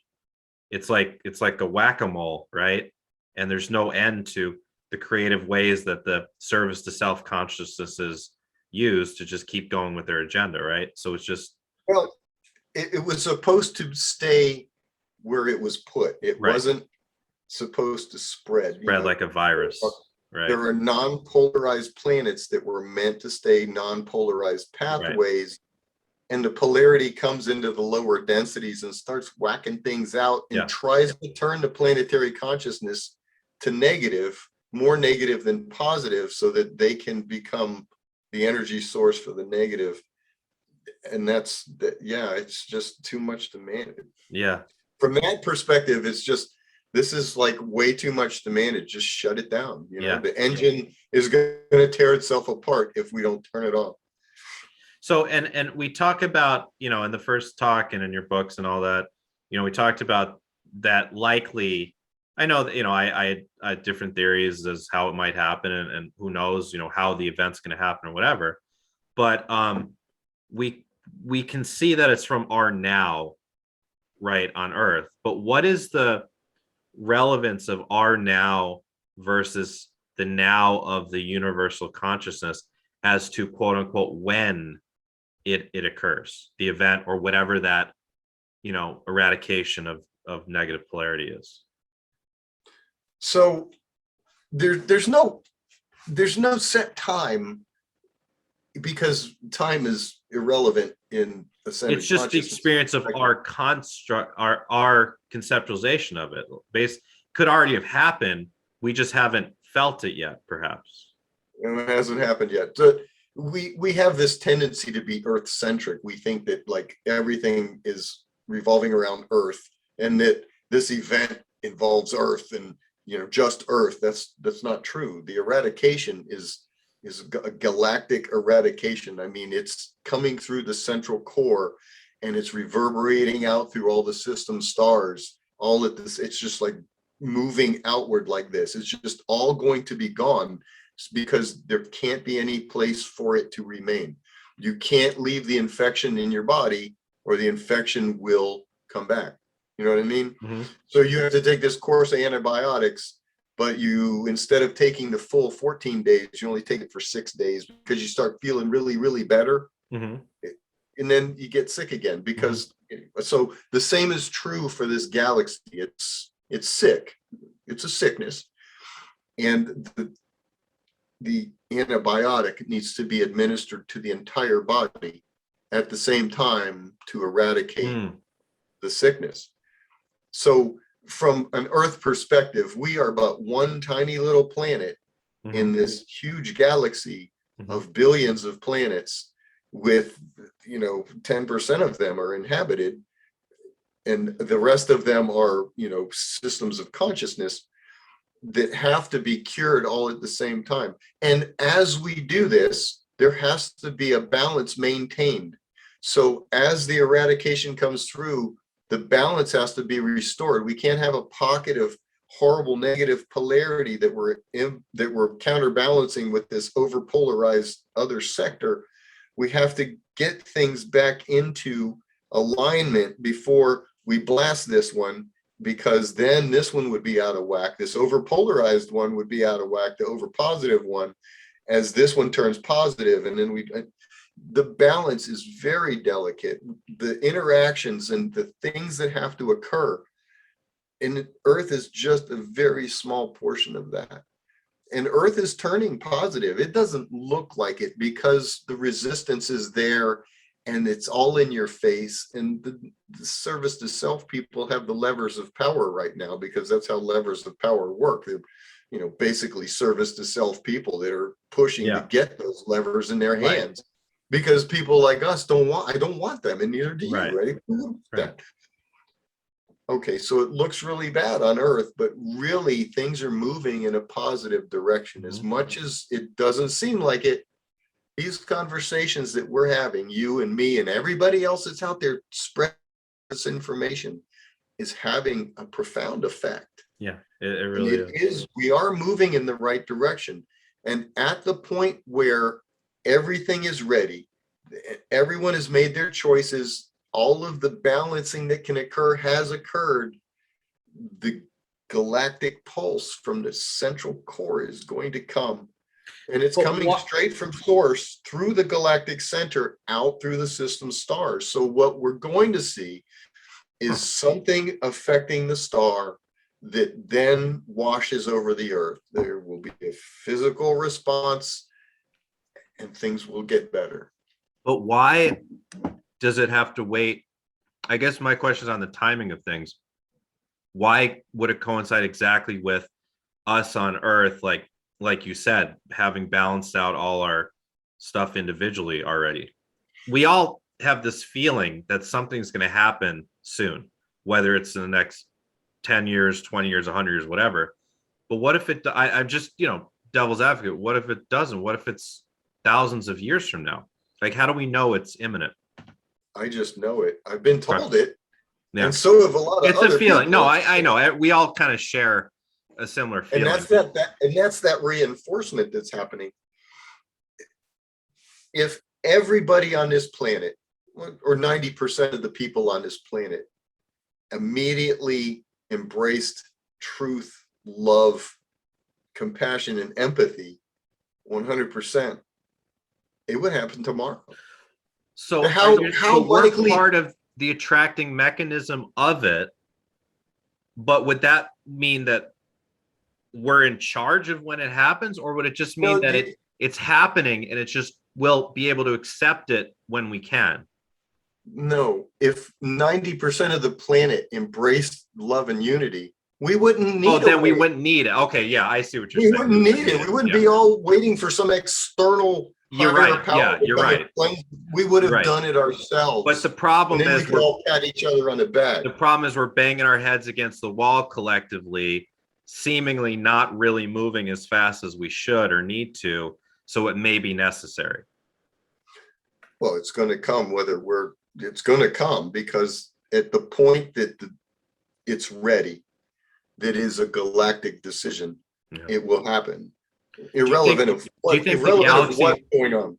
Is looking at Earth's progress as part of the decision of when? I'm sure we are a component of the galaxy. Of course, we're Do you being think we're looked the at. are we the most dense planet in the entire galaxy? The lowest No, vibration? no, I No? would say no. I would say Really? absolutely not. There are fifth density negative planets out there where the entire planet is completely negative. Yeah, they're Okay. the ones that look like the darkness and the light. There, Okay. that's that. I want to go back to a little bit ago. You had mentioned the planetary grids, and there's a section in book 2 about the planetary grids and about Right. how a lot of starseeds are led to the planetary grids for whatever reason. And it's because, and I've always had this feeling, as so many other people in our community have, that there's a reason that we end up at these planetary grids. And I can't tell you how many clients of mine I've sent to Sedona, and they've all had incredible experiences, and I've been there myself, and as well as other other planetary grids, Uluru, et cetera. Can you talk about the importance of these planetary grid points and how these grid points hold the timelines in place, and how you talked about being on one of these grid points, you may be able to access the alternate timelines? Yeah, well, that's what happened to me when I was out in Mount Shasta and Jacksonville somewhere. And I don't understand Jacksonville and why that would be. But I know apparently, Sarasota is a triangle where the grid lines intersect. I don't know, but I could see into my Roman lifetime on the grid, and it was very, very odd because I was in a room that had, electricity, but yet I'm seeing torches and drapes and tapestries, and it was very, very, very, very freaky. And I was not doing any kind of drugs or And then alcohol. you took out Just your iPhone and reminded yourself you're in this timeline, right? well, it was playing music, but yeah, you get the idea. All right, so planetary grids. When we talk about planetary grids, we're talking about like energetic transmission lines, and Yeah, these transmission lines intersect at more than one place. They go up, they go right. down. In a dodecahedron, icosahedron profile. These energetic intersections are very powerful, and when you come to these intersections as an energetic worker, you're called there or you're directed there, you begin to help heal the polarity that is in the timeline, and you start helping the grid clear itself of all of this negative polarization, all of the death and the killing and all of this stuff that's occurred here on Are you Earth. affecting all other timelines at the planetary nodes or grids? Perhaps. Perhaps. Yes, Okay. my answer would be yes, because those are focal points where the grids are being anchored and Okay. manifested. So you can transition. It's like a And if vertical portal through the layered timelines in a sense at the yes, if you grids. knew, and if you are sensitive and able to, you can probably see some very strange things that, if you didn't know what you were looking at, might not make a lot of sense to you. So these people that are called to the grid points to do energy work and all of that, I commend you all for that. Thank you, and I hope it continues. Yeah. It's very important. I haven't been to as many grid lines as I would have liked to have been, but I'm hoping to change that here in the future, and Mhm. we'll see how that works out. Well, But in our country, we have Mount Shasta, we have Sedona, we have the deposits of crystals in Arkansas that are very, very in there, powerful. yeah. Yeah. Oh, they are insanely powerful. Yeah. Yeah. We have the triangle in Sarasota. And then, if you look at a map, you just Google like a ley line map, you can see, I mean, there's a ley line that's just to the east of where I live up in upstate New York here that I visited several times and done grid work on, just consciously, sat there and tuned in and visualized healing throughout the grid. So you can find these ley lines everywhere. Just look at a map. But So if you have had multiple lifetimes, and if you've had a lifetime that's anywhere near one of those grid points, you might be able to tap into it, depending yeah, upon that how makes sense. sensitive you are. Yeah, That makes you sense. should be able to. Yeah. And of course we can tap into them, no matter where we are through astral, experience and exploration. But you're saying having more of a five senses experience, like a waking experience. Yes, we can tap into them astrally. That's true. However, proximity, energetic proximity of your consciousness. Your consciousness is tethered to your body. When you bring your physical body to these grid points, magic things can happen, both to your body and both to your consciousness. Makes sense. Now, just an interesting clarification question. Let's say there's hundreds and, you said, as we said, at least 100 timelines perhaps in play on Earth. Would the map of the planet, would the continents look the same, or might they be slightly different? Might New York City maybe be in a slightly different place, or be called something else, or look totally different in an alternate timeline?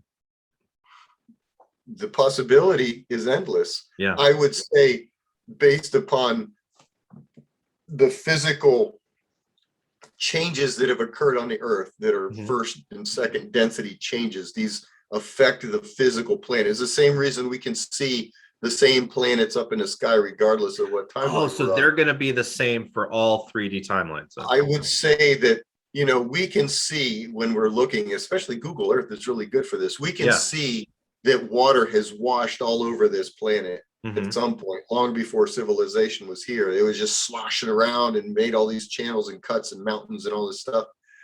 This is something that I would expect, and I don't have, definitive information here, but based on the fact that this is a first, second density thing that we're looking at, that it would probably be just about the same, unless in some other timeline they're, blowing up stuff with nuclear weapons or some other kind of weapons and changing things on purpose because they have, some sort of. Now, would that timeline be brought to an end? Let's say there was theoretically a timeline where they're playing with nuclear weapons, which they did, and I'll relate Atlantis to this. Like Edgar Casey said, and I believe, that in Atlantis it ended because they were playing with nuclear weapons, right?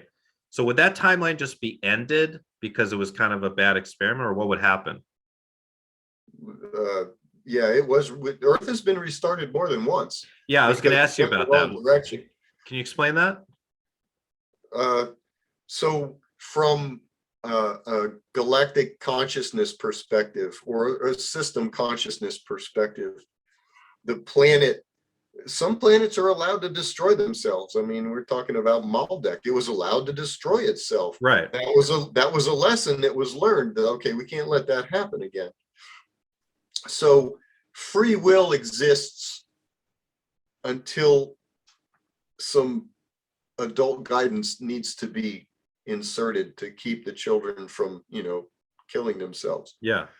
So Atlantis, and I don't have a lot of information on Atlantis because I wasn't here for that. I don't know really much about it. I was there.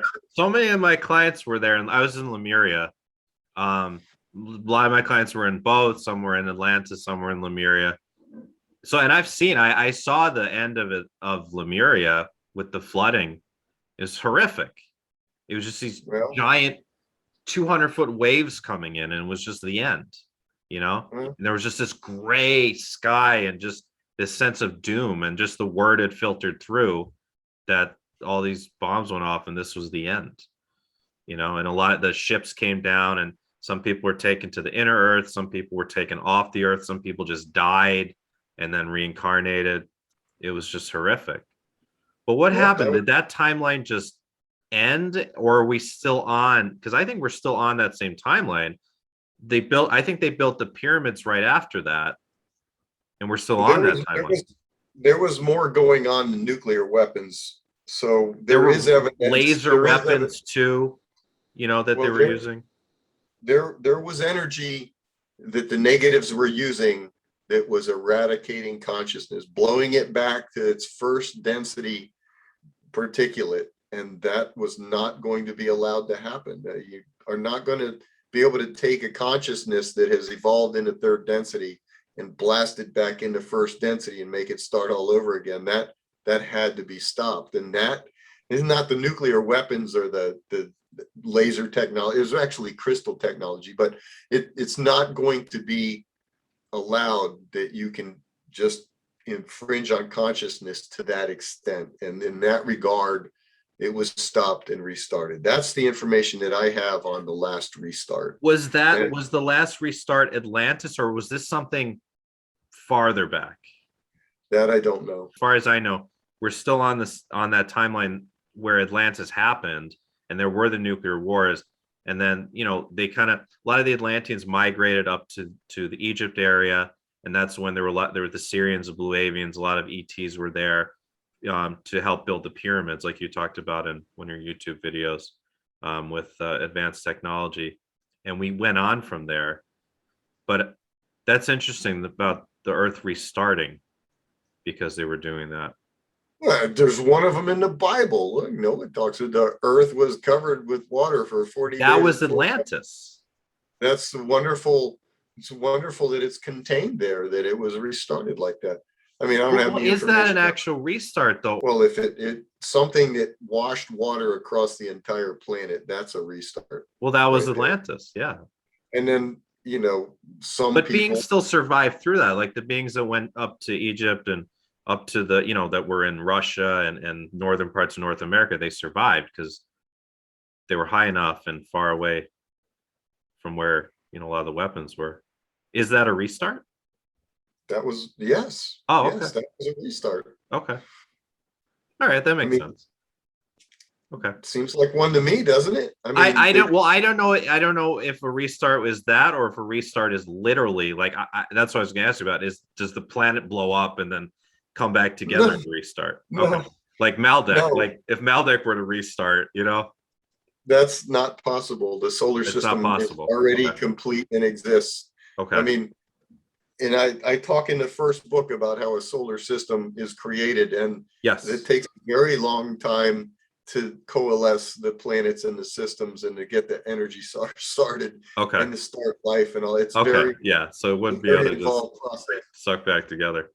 Yeah, what happens when a galactic consciousness reaches the end of its, I mean, will at some point the Milky Way say, you know what, this has been great, we've had a lot of fun, I'm going to get sucked back into a black hole? Or what happens? What's the next step for a galactic consciousness? No, we are merging with the Andromeda galaxy. With the Andromeda, right? Yeah. So the next step is merging with a neighboring galaxy? Yeah. Okay. So why do some, what is the purpose of the black holes that exist, and why do some stars get sucked into the black holes? What is that? Is that a star moving up to a galactic consciousness? No, that's in my first book. So a system consciousness creates its system planets, and the consciousness starts. When consciousness on the planetary spheres all ascend into energetic parity with the system consciousness, they merge with the system consciousness, and the planets are no longer needed whatsoever at all. They're useless.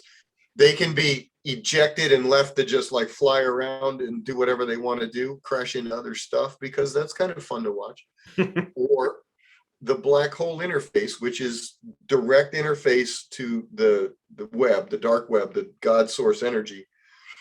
Call it whatever you want, dark matter, whatever. You're right, dark matter, which our science knows about. This is the interface, and I talk about this in the first book, that is, the planets are no longer needed, and you don't want anything to happen. You don't want them crashing into other planets that still have ascension in progress. They are pulled back into the black hole interface. They are reduced to their constituent photons that go back to source, and it starts over again. And you just don't need it anymore. That's what a black hole is. A black hole is basically the garbage disposal of. What happens then to that system consciousness? How does it continue on its ascension path? The system consciousness can then decide to become a galactic consciousness. So then it would be the birth of a new galaxy. That's correct. Wow. That's incredible. That's what I thought. And this is the process of the universe. This is the when everyone has this concept of going back to source. And in the individualized consciousness realm, where energetic ascension is the name of the game, returning to source would be counterproductive, because the idea is to grow individualized consciousness into mature adults, which are the galactic consciousnesses, are the mature adults, to begin their own job of creating their children. This is, But The and so universe is what's the merging? replication. What's the merging? Is the Milky Way and Andromeda Galaxy bored and they say, okay, now let's see what happens if we come together? They're going to become a duality aspect, which is a birotational toroidal sphere. That's in the first book too, which is what happens when at third density we split and we become duality aspects. It's called the twin flame concept. I was going to ask you about that. Yeah. Two halves. When they return and join back together, both of those consciousnesses exist in one sphere, and it's the image that's in the book. So it's like a twin flame galaxy. And now this is going to happen on a galactic level. Wow. So the twin flame concept, a lot of people ask me about that. That's an organic consciousness concept, of course. As a fractal, we've already been through that somewhere else, right? Where we were you can choose to undergo that. And from the information that I have a twin flame here on Earth right now, but I'm not allowed to know who she is, because that's not something I'm supposed to do this time, which is really a bummer because that would kind of be cool. But apparently I've decided that that's something I wanted to do. And a lot of fragments do undergo duality pairing so that they can come back and be this birotational sphere, because it's a very powerful and efficient sphere. It's twice the energy, and the rotations are very unique. And you have counsel within yourself, which is your other you. So for a starseed, it would be two separate fractals that have agreed to have that experience to kind of mimic it. Tell me if I'm wrong, to mimic a twin flame journey to eventually become that birotational sphere together as like a unionized couple, which we see a lot, you know, in the awakening communities, a lot of people coming together as these like divine union couples, but they're starseeds. Is that a good way of describing it? The way that it would work, it would not be two separate fragments. It would be one fragment. Your main consciousness would create the third density fragment and eject it. And then that third density fragment would be cut in half, just like every other third density would be split, and it would go on about its way. I get it. Okay, so it's the same exact process as an organic consciousness splitting into it. Oh, okay. But yet it's not for all fractals. It's for only some that choose, correct? That's right. So the name of the game here is energetic co-resonance, baseline signatures of consciousness. So when you create your fractal, it is one baseline signature. This is what you've created, because when you are creating your fragment, you are deciding what its energetic signature is. You're creating a different radio station from what your station is, its own unique station. Okay, this is its radio station. Now you're going to split it in half, and it's going to be two halves of the same radio station. Boom. Now those two halves of the radio station, they go through their separate paths. They're going to be very different for a very long time, and then they're going to come back together. So the radio frequencies will be off a little bit for a while. I understand. And then when they merge, they come back to the same frequency that allows them to become one again. And then so a true twin flame experience as starseeds or fractals, would it be accurate to say that you both would have the same exact galactic history because you're from the same fractal? Yeah, until you started here. I mean, until you split. Until you start here, right? So that, and just for my audience, like, you know, the term twin flame is very confusing, and everyone uses it in a different way. And, you know, sometimes it's not even the most helpful way of labeling a relationship as a twin flame, because it can put a lot of pressure on it. From what I've seen, the way that we talk about twin flames, there's many different types, because I've seen contracts between people that are probably separate fractals, both starseeds, from one's from a Pleiadian planet and one's from a Sirian planet. And again, that might just be some aspects, and maybe if I look farther back, they're both from the same sixth density consciousness, but they have a contract to have a twin flame experience here on the planet, which I think is a whole nother type of, this is not the true twin flame you're talking about. It's another type of twin flame-ish relationship. But this was very helpful for you to explain to me the true twin flame experience as a fractal, where it's literally the same fractal divided into two, the same resonance coming back. That makes a lot of sense. I haven't seen that with a lot of my clients. It's very rare. I've seen it with maybe 30 clients. Again, they may not be ready to know what's going on. They Right. may have a twin flame and they're not ready for that information. Yeah. Now, let's touch on this other aspect that you talked about, that the sixth density consciousness creates two fragments and sends them to Earth so that they can interact with each other. Yeah. That is called a twin ray. That would be the twin ray where the two are the same fragment of the same consciousness, and they come here to this planet to do a very special mission, and they find each other. And the energy that's going to come through that is very powerful. There's They're here for a specific mission when they come to do that. There's a famous couple out there. They call themselves, the twin ray. I don't know if you've seen them, Sananda and Shakina. I don't follow anybody else. No, it's okay. Yeah, but I they call themselves a twin ray, so maybe that's what that is. Interesting. There's a video on my channel that talks about twin flame and twin ray. Okay, interesting.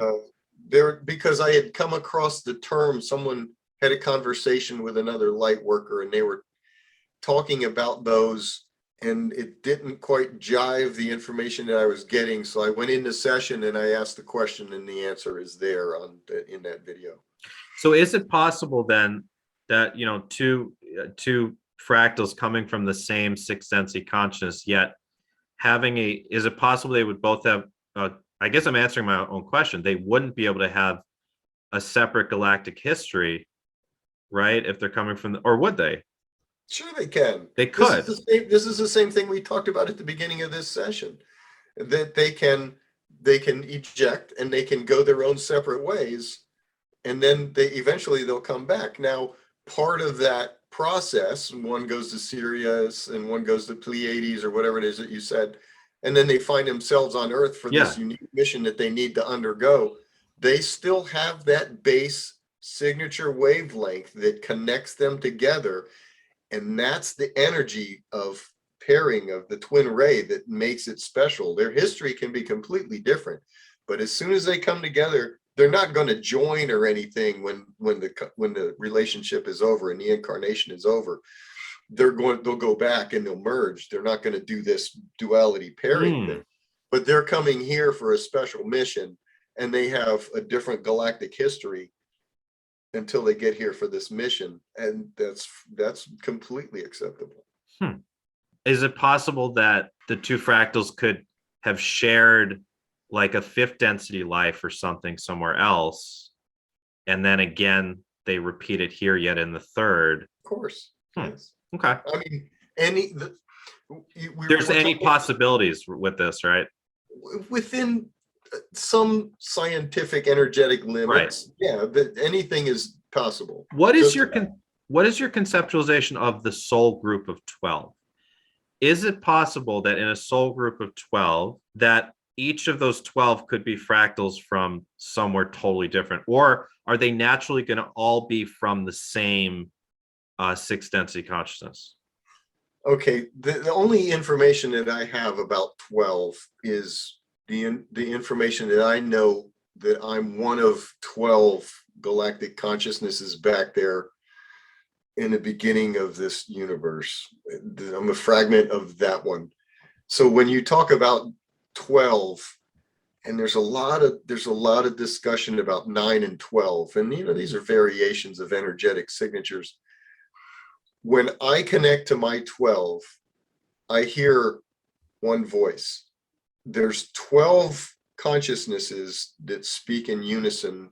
The energy is very intense. Every once in a while, I'll get the understanding that one is speaking up, and it's like my attention goes over there, and I'm listening to, as if there were 12 people seated around a round table. But the round table is source, and source is the round table, and we're all sitting around it. And for the most part, as the information and discussion comes through, I'm hearing just one voice.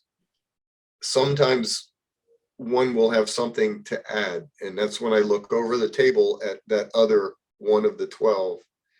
Every once in a while, this booming, overwhelming, energetic voice just comes through, and I know that that's source at the table speaking up.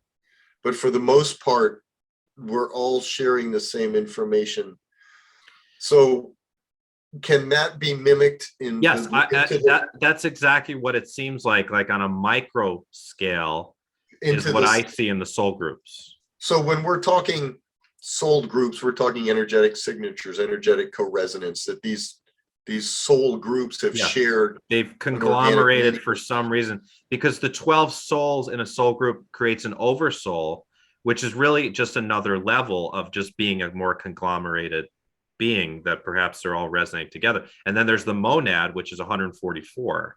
Would they all come from the same 60 consciousness? No, my perspective would be, if we're talking about a group of 12, we are talking about a group of consciousnesses that have a very strong energetic co-resonance. So they have a lot of either incarnational experience or energetic experience in common that have brought them together to form this very powerful group. So you're saying it's likely that they all come from the same 60 consciousness.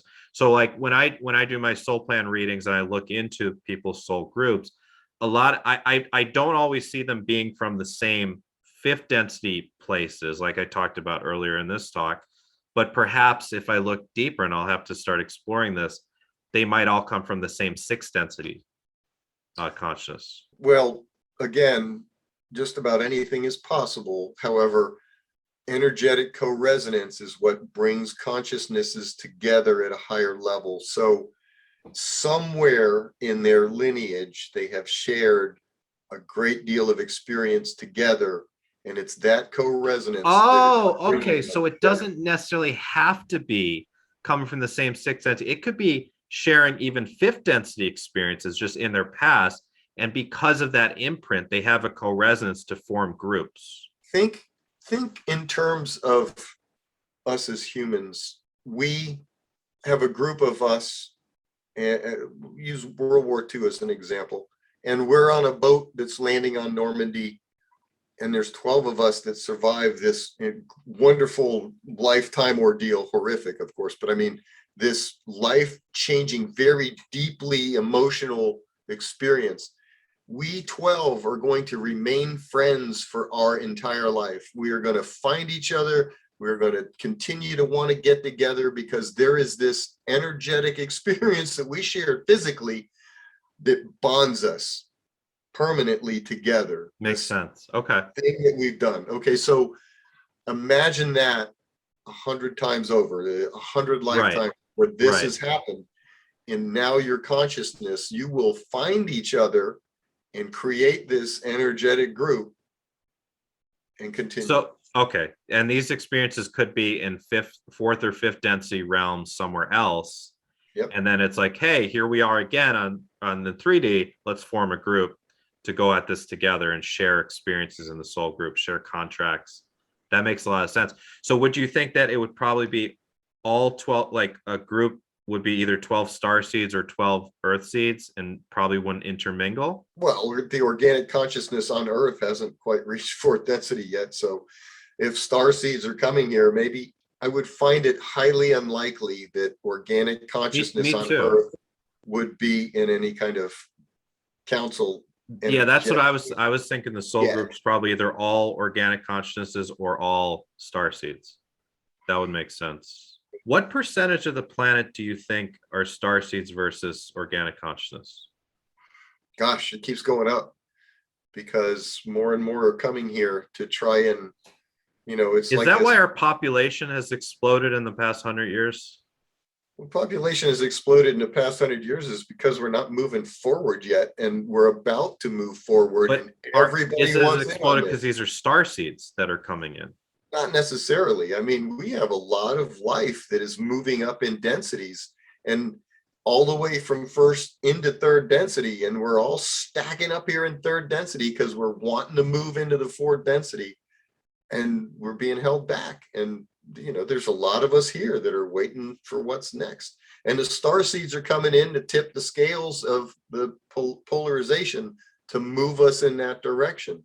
And, it's like, again, the waves on Normandy Beach. The very first waves got shot down, and then eventually they made the path so that successive waves could land on the beach easier.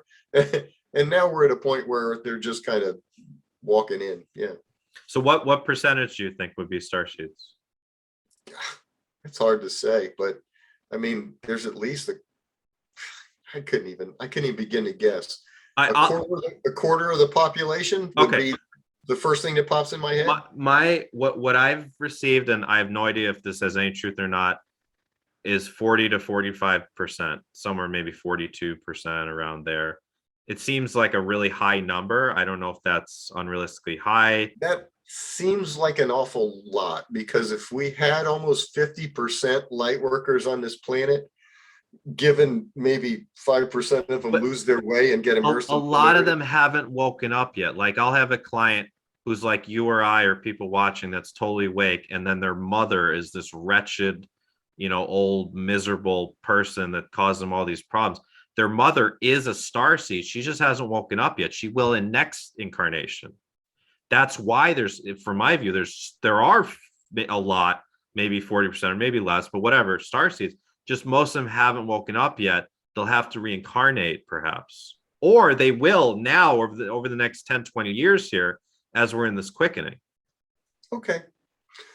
It seems like a high number to me, but again, could be. Yeah, and it totally could be. It totally could be, It's not like, the hand of God just sent me a paper that said a quarter of the, I don't know. Anyways, look, you said 25%, I said 42%. It's definitely not like 1%. It's, you know what I mean? It's a lot more than it seems. Yes. So we can agree on that. Yeah. Yes. Yeah. Okay. Can you just clarify? You talked about, there's 4 planets in our solar system destined for ascension. Well, and I assume that's Earth, Venus, Mars, Maldek, correct? Yes. So Venus, Mars did ascend, or no, Venus did. What about Mars? Mars didn't quite make it. Right. That's what and Maldek definitely didn't. And that's where we have a lot of that patriarchal, violent, energy come from Mars and Maldek, right? Yes. However, a lot of those consciousnesses that came here understood the mistake that they made, and they had incarnated in bodies, for lack of, explanation, that can't do human things. So they're in their third density consciousness that's not in human form. They're here and they're doing stuff. They're trying to help out the best they can in the forms that they're in, but they're not, causing trouble. What about Neptune, Mercury, etc.? Like, what's their purpose? Mercury's a rock. Mercury doesn't have a purpose. Well, it has a purpose in astrology, clearly. It has a purpose. As an energetic purpose in its solar system, but it's not a planet. It doesn't have. Okay. I see. It's not an ascension planet. I see. That makes sense. So the only ascension planets will have third density or really second density life, correct, to play with, right? Yeah. Okay. Yeah. That makes sense. How does one know when an animal, like for example, my dog, I call him my ascension dog, Sebastian. He's been with me through thick and thin, and he's just so many empathic qualities, and I really get the sense that he's in his last second density life and ready to be a third density being. Are our pets sometimes second density beings that are in that last like 2.9 lifetime, and we're teaching them how to move into third density next? Absolutely. That is absolutely what pets are. I always doing. Got that sense. Yeah, absolutely. And the amount of love and affection that you show your pet accelerates them along their process. So, love the heck out of your animals, because it's the absolute best thing you can do for them. And they're wonderful companions. I love most important things of my life for my animals, my 2 dogs and my cat. Well, I don't know about cats, but yeah. Really? Oh my God. I have a black cat. I'm a witch. All witches have to have black cats. I'm just kidding. I know. What about some people swear that their animals are starseeds? Is that possible or no? I would have said no, except that I gave a session to a starseed who went to an incarnation as a wolf, and that completely shocked me. So it is not, and in fact, I talk about this in the first book. It's not impossible. It's just usually Just unusual. improbable and not useful, because you're moving back into a second density Okay. consciousness, and there's a limited amount that you can learn and experience in that. Okay. It's not impossible, it's improbable. And when I gave that session and she went into a lifetime as a gray wolf, I was very surprised that she would have done that, because I mean, she was on other planets and we were talking about all of the other incarnations that she had, and then she came here to be a gray wolf, and I was like, huh, okay. So, but my book was already out and I had already talked about it, and while improbable, not impossible. Okay. So in your in the YouTube video I'd watched, the woman had asked you about famous people on existing on alternate timelines. When those timelines are merging, are those famous people like all merging into this one famous person, or can you talk about that?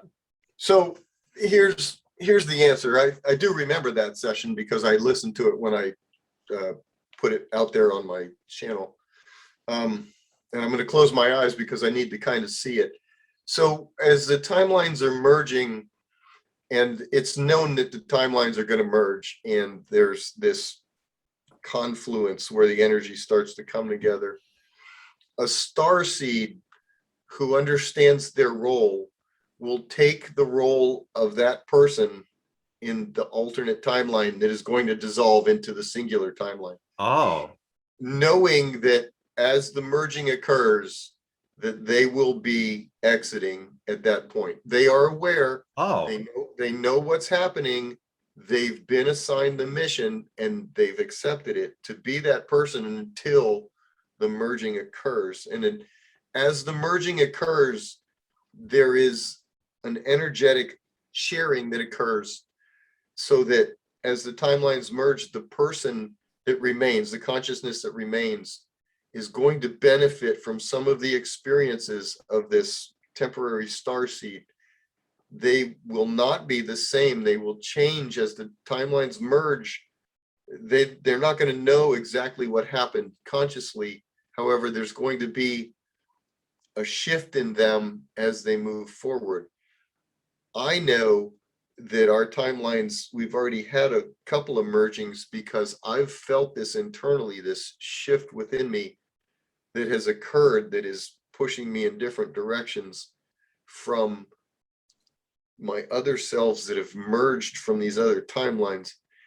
It's very difficult for me to contemplate and comprehend, yet I understand it because I know that I've changed as these have occurred. So this is what's happening as these timelines merge with very famous people that are very prominent in society, that can't just disappear, you know, and can't just evaporate because they weren't important or anything. It's like, again, it's like linear time, and then just like this only now. It's very hard to wrap your head around as an incarnated human. The timelines are merging. Starseeds are giving the information to the consciousness that remains in a timeline and then departing. There you go. Is that similar to a walk-in or no? Yeah, it would be similar to a walk out is what would be out. Okay. Yeah, you're walking out of the body, and you're giving it up, and you're letting go before, you know, actual physical death occurs. You know, you're just, okay, that's it, I'm done, that was fun, and off you go. Is there a grayscale where we talked about the Mandela effect, all the timelines are merging and we're slowly seeing that manifest, or does there have to be that point, the event or whatever, where there's that explanation for many beings not being there anymore, and that's the point where they've all now merged? Well, the timelines that have merged into this one, this is a primary timeline, so timelines are merging into this one, and we're not moving into any others. Okay. That sounds conceited, but that's the way that it's happening. This is a primary timeline. That's already occurred a couple of 3 times in my lifetime, that the mergings have happened. There's no outward appearance that has occurred to anybody.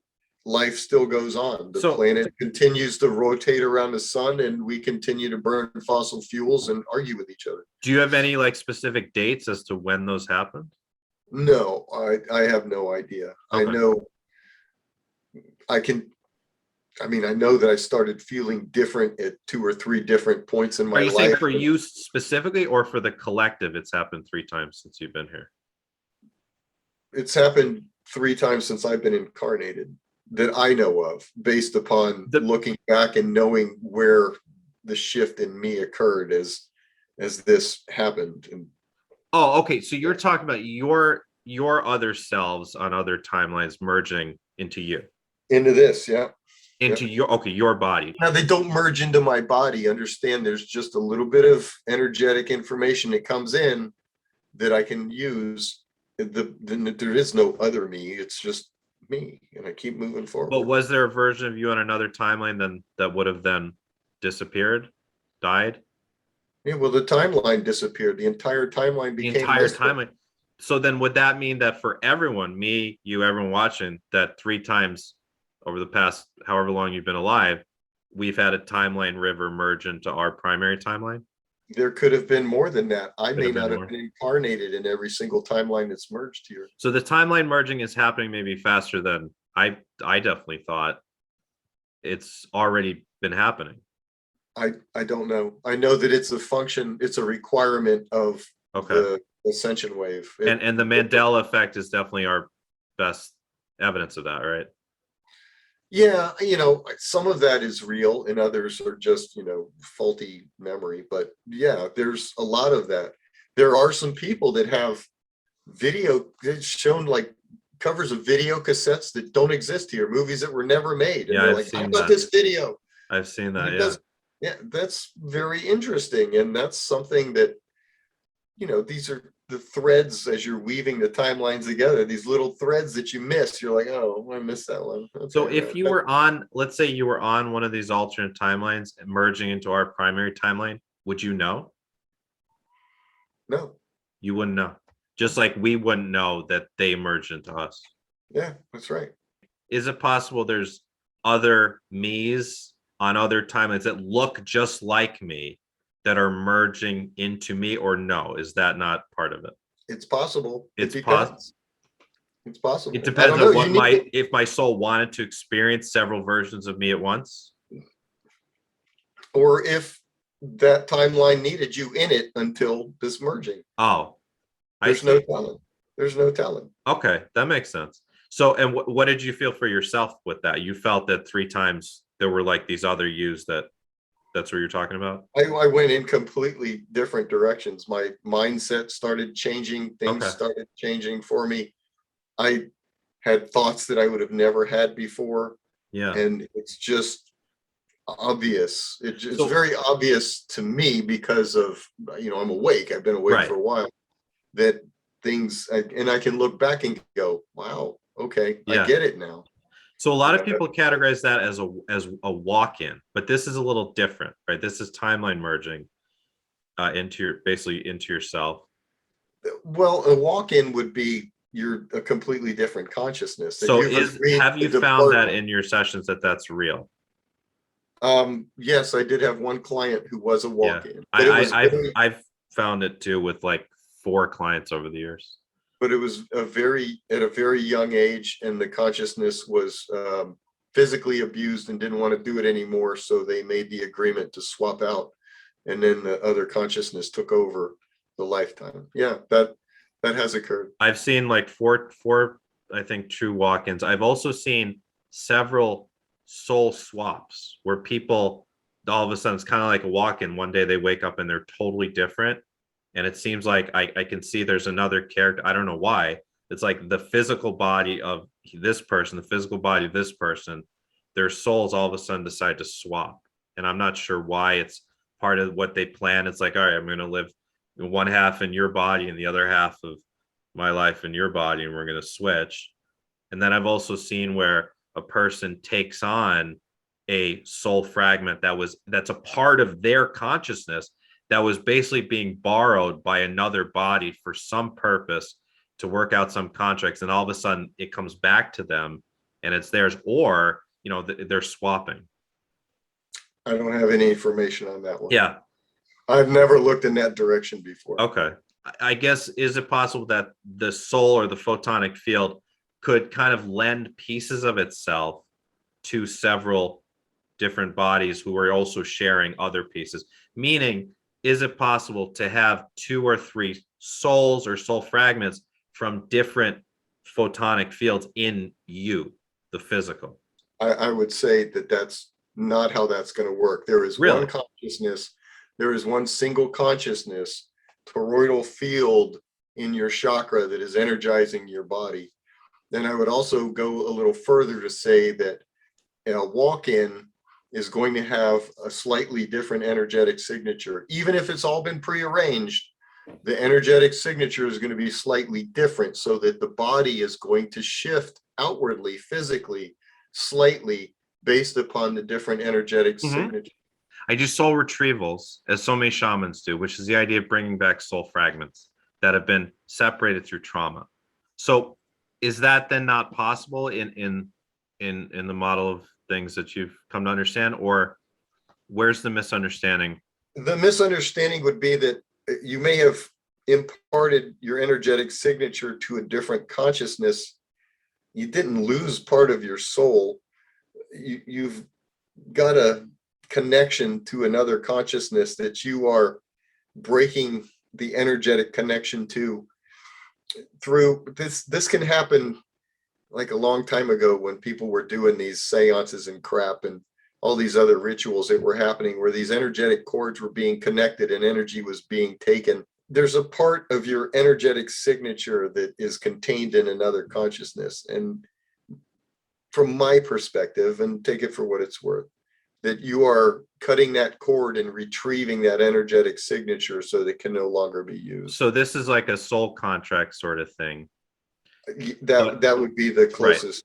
Right. Yeah, but okay, what about, for example, let's say someone was in a horrible car accident and it was so traumatic that they just had this PTSD, they were never the same. Is it possible that like a certain piece or percentage of the soul essence just left? That's why they feel so ungrounded and PTSD. No, you're not going to lose a piece of your soul. That's not how it works. That doesn't fit with my model. That doesn't. I mean, you believe what you want to believe, but that doesn't fit in my model of consciousness. You don't lose a piece of your soul. The PTSD would be an imbalance that is created in your consciousness that has, it can create a traveler that is this tiny little piece that's floating around in your consciousness that needs to be dissolved. What's a traveler? It's in my first book.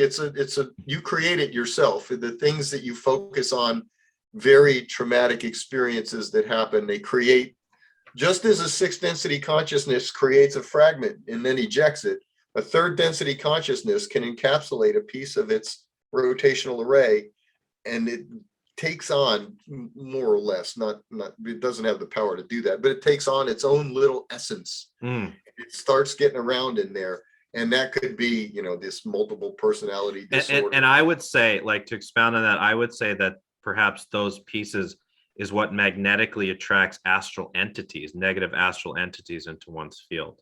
Would you say? Yes, that can occur. That can occur too. Yeah. But this PTSD is very traumatic experience that people, they go back to and they focus on, and it affects them. They're giving this little traveler energy, and it's your job and my job as practitioners to help them dissolve it, and balance it so that they can move forward without it. Absolutely.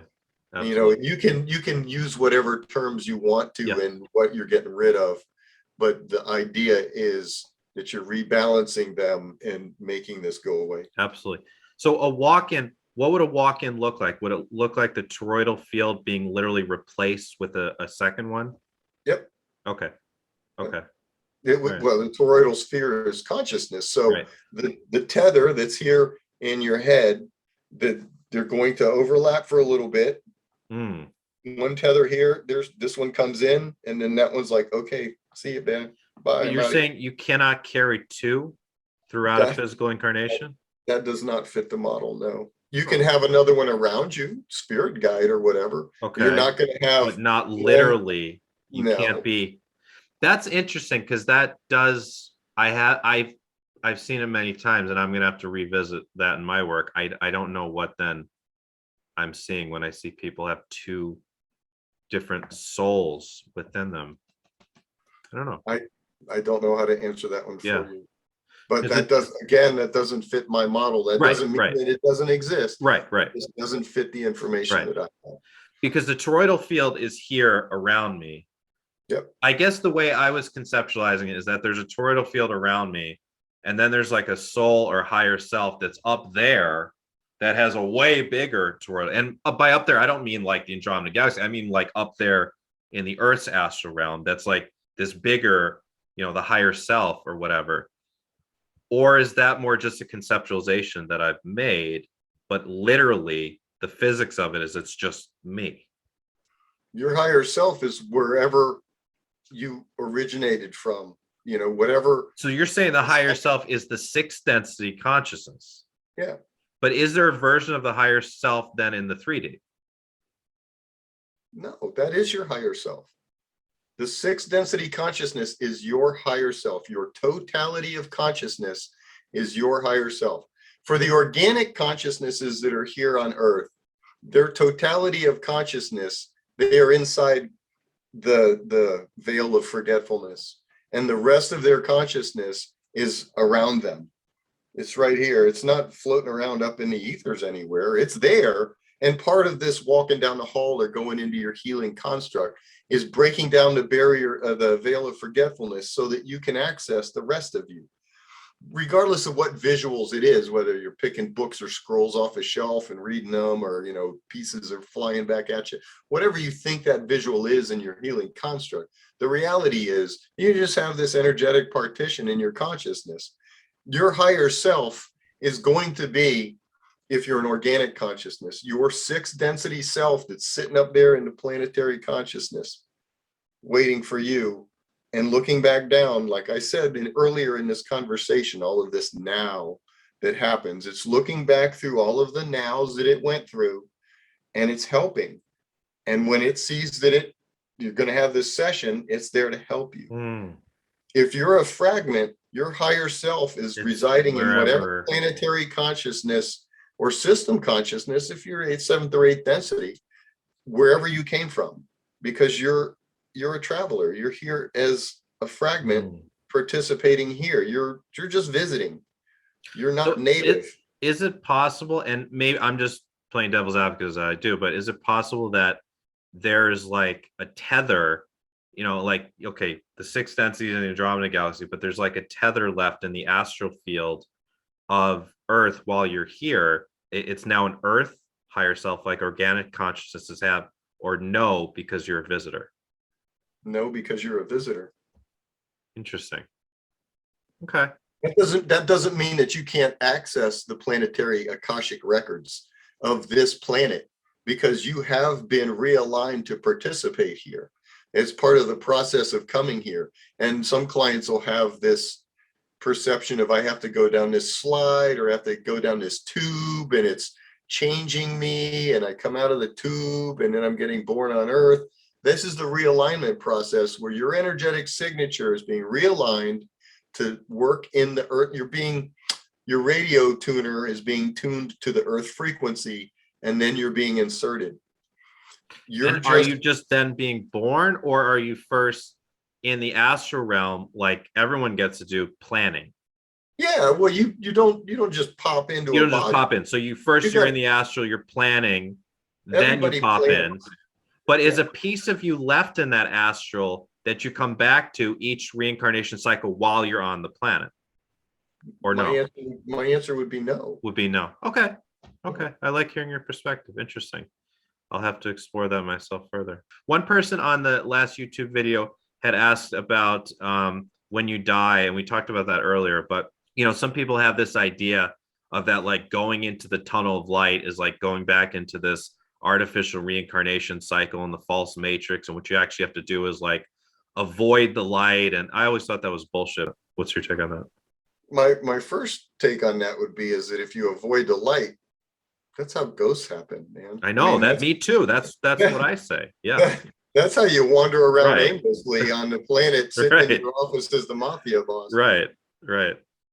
There is a lot of information out there, and my first suggestion would be is if you read something and it has a fear factor to it, like don't Yeah. go into the light because you're going to get caught in a reincarnation cycle, and you're going to have to be, the first thing to do would be to discard that right away. That's what I've always said. Yeah. Okay. Thank you. First of all, if you're here and you're listening to this information, you're already aware of what's going on. And if you're reading the information in my book, if especially the second book, if you're performing the exercises that are in the second book, when you transition, you are already going to know what you are when you get there, because you've already been working with it while you were still incarnated. Makes sense. When you get there, always look for light, love, and peace. You'll never go wrong. That's the path home. Always light, love, and peace. So if you see this big blinding light and you start moving towards it and you start feeling crummy, well, look for a different light. Right. Right. That makes a lot of sense. Can you just quickly just clarify one thing for me? So you said at the very beginning I asked this, but as a sixth density, planetary sphere, you're both an individual and a collective. But then when you ascend from the sixth, what is the seventh? The seventh is going to be, you're moving into the system consciousness. So the system star, the consciousness of our solar system, I think the Rob people call it logos. Yes. Is eighth density. So you're going to be moving into the system consciousness from the planetary consciousness when you move up. But now a planetary consciousness does that as a collective together. It's not like this one consciousness is going to pop out of the planetary collective and just become seventh density. You're moving as a collective. So you're going to be doing that. That's part of the conversation about planets that no longer have a consciousness around them and they get recycled through the black hole. They're moving into the seventh and eighth density. They're moving into the system consciousness. And at that point, the system consciousness is almost ready to become a galaxy. Okay. That makes sense. At the level of system consciousness and above, does it still retain all the memories of all the experience of when it was all these individuated fragments? Yes. And each individual consciousness will participate as an individual. And this is where these halls come from. Everybody with co-resonance is going to be interacting with each other and that sort of thing. Now, when so for Earth, that'll be billions, right? I mean, because there's billions of people here. Well, it's going to be there's just think about all the third density consciousness that has been on this planet since there ever was the first third density. And we're talking about multiple timelines too. Like that's right. Innumerable. Numbers are irrelevant. Right. Now, as a system consciousness moves into a galactic consciousness, there is a realignment of oneness that occurs. There is the memory of being separate. However, the agreement is oneness, and this is required to become a galactic consciousness. All of the individuality is realigned, and this is the whole returning to source concept, that there is a loss of individuality that occurs as the oneness happens to become a galactic consciousness. That happens from system to galaxy only. That's when that transition occurs. That's when that occurs. And for everyone that's involved in it, it sounds very distasteful for us here as a third density consciousness. Like you lose your individuality, you lose your experience, right? But at that level, it is sought. It is what comes next. And it makes sense. Very happy for it to happen. And this is just what comes next. And you go do that. Well, and then you can start fragmenting all over again. And then you start fragmenting the process. And that's how creation just goes infinitely.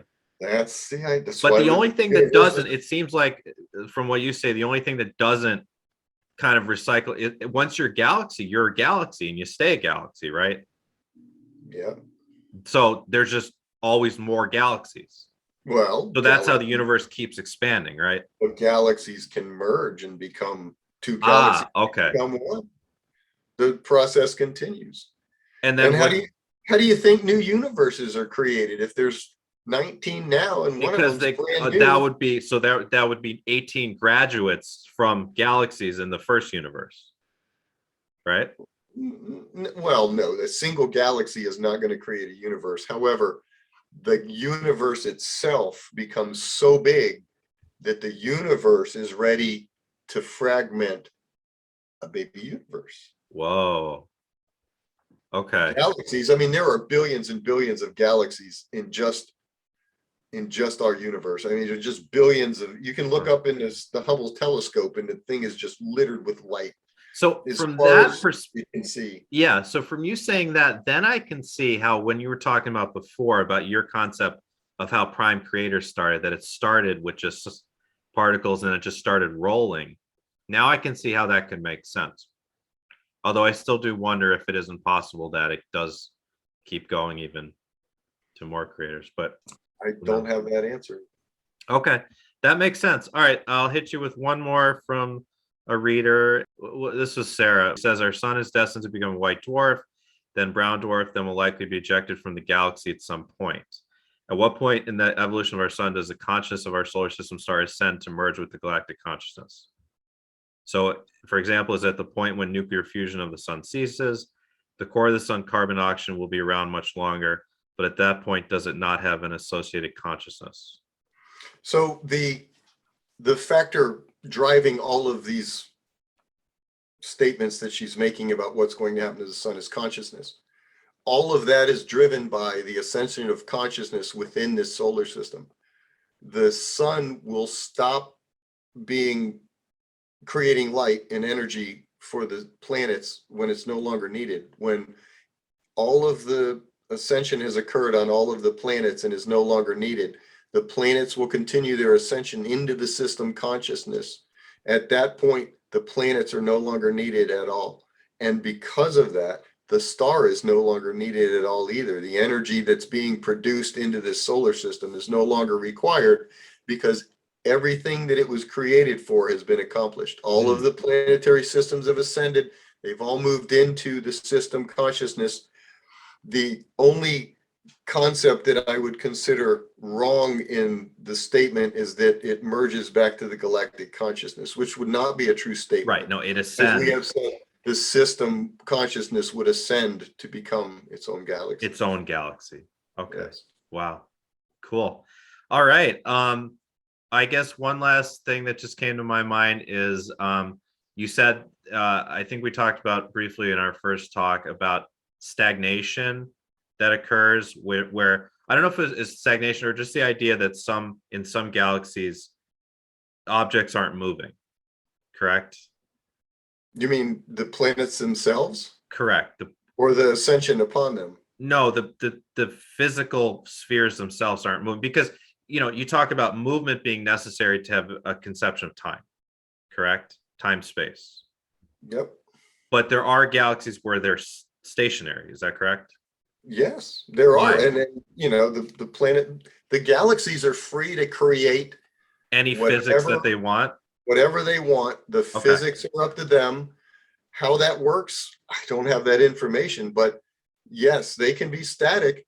And what happens is they're static and the movement of the galactic particulate is moving past them as the appearance of them moving is not. So we are in a counter-rotating galaxy. Is what's happening is that the particulate is moving this way and the planets are moving this way within the galaxy. A very, very deep experience of time because it's, like two cars going 120 miles an hour. Oh, I get it. Yeah. Okay. So in a galaxy where the planets themselves are stationary, there's still movement of the galactic particulate. There's still be a feeling of gravity and a feeling of time, just not nearly as deep as what we have here. So in some galaxies, would they be the particulate and the rotations be going the same direction?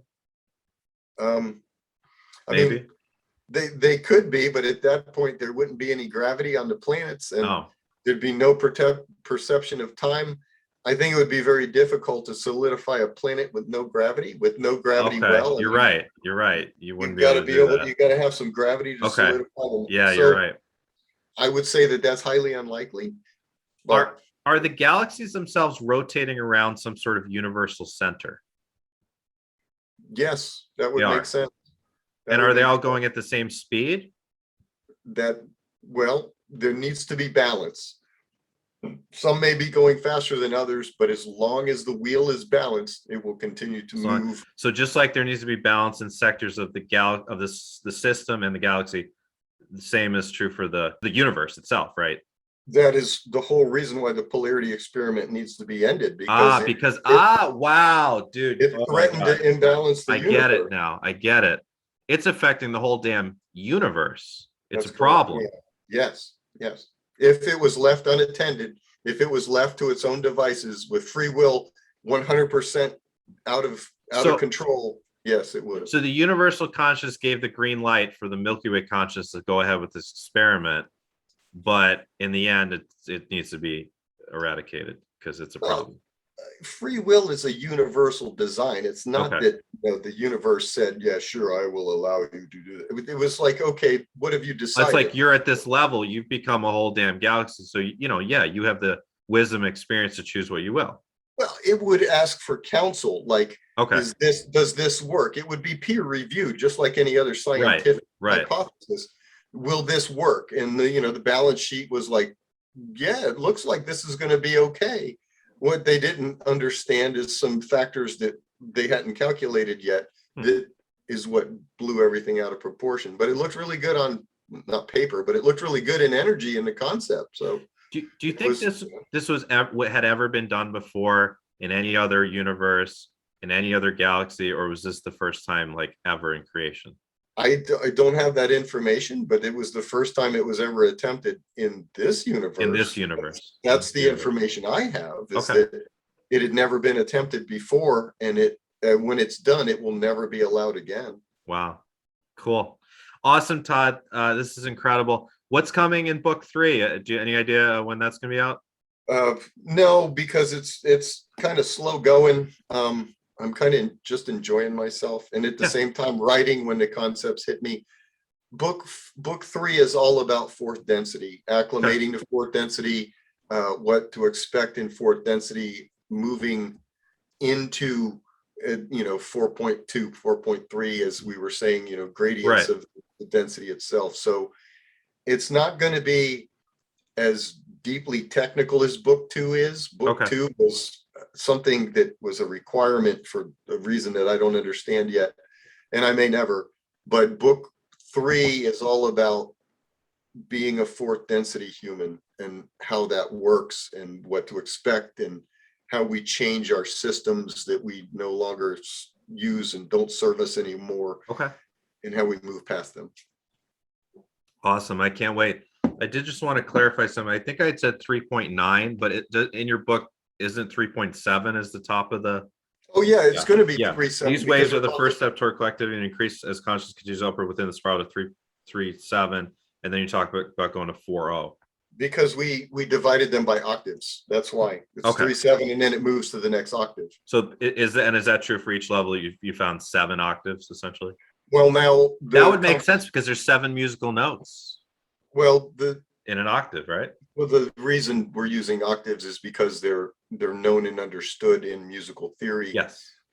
The book does say that you could reduce these gradients to any number. Infinite. Oh, so this is just the conceptualization. But we were using octaves because it's familiar and musical, and a lot of the correlations were musical in nature in the book. So that makes sense. Okay, so I'll just clarify for the audience. Yeah, when you read book 2, when we were talking about 3.9, 3.7 is what we were referring to. So correct. Okay. There's lots of meditations in both these books. If someone, like me, who's always crunched for time, always busy, and a lot of my audience, if there's one meditation from your books that would be most valuable, or 1 or 2, which one would you recommend? If you're just getting into the books, work on the meditations in the first book, because they have meditations on shielding and how to get you meditating properly. Book 2 is more advanced, so try and master. I think there's only 3 or 4 in the first book, so try and master those before you move into the second ones, because the second ones are quite deep and intense. Okay. And the feedback will be way better if you've familiarized yourself with the ones in the first book. Okay, excellent. Thank you so much, Todd. This was incredible. I know we went really long with this. I appreciate it so much. I know my audience appreciates the first one did really well with viewership, and I'm sure this one will as well. And I know a lot of people, I see them because I see the Amazon referral links. A lot of people bought the books from the first one we did. I'm sure a lot more people will get the books after this talk as well. So thank you so much. I'm really, really grateful for you. You're incredible. Your work is incredible. I love the left brain side of things. I'm such an intellectual, and this is just so much fun for me, the intellectual side of things. And there's a lot of people like us that just eat this up. So thank you so much, Todd. Thank you, thank you, thank you. You're welcome. Thanks. All right, everyone. The links to purchase the books are down below, and the link to watch part 1 is down below. And please like, share with people around you that would, like this information. This is amazing, groundbreaking information. Please share this video with everyone. Let's really get this viewership up for part 2 and for part 1. The link for part 1 is below as well. And please leave a comment for both of us, for myself and Todd, letting us know that you appreciated the talk, and any other questions. Todd, when book 3 is out, can I have you back for book 3? Absolutely. All right, awesome. Thank you so much, my friend. Okay, namaste, everyone.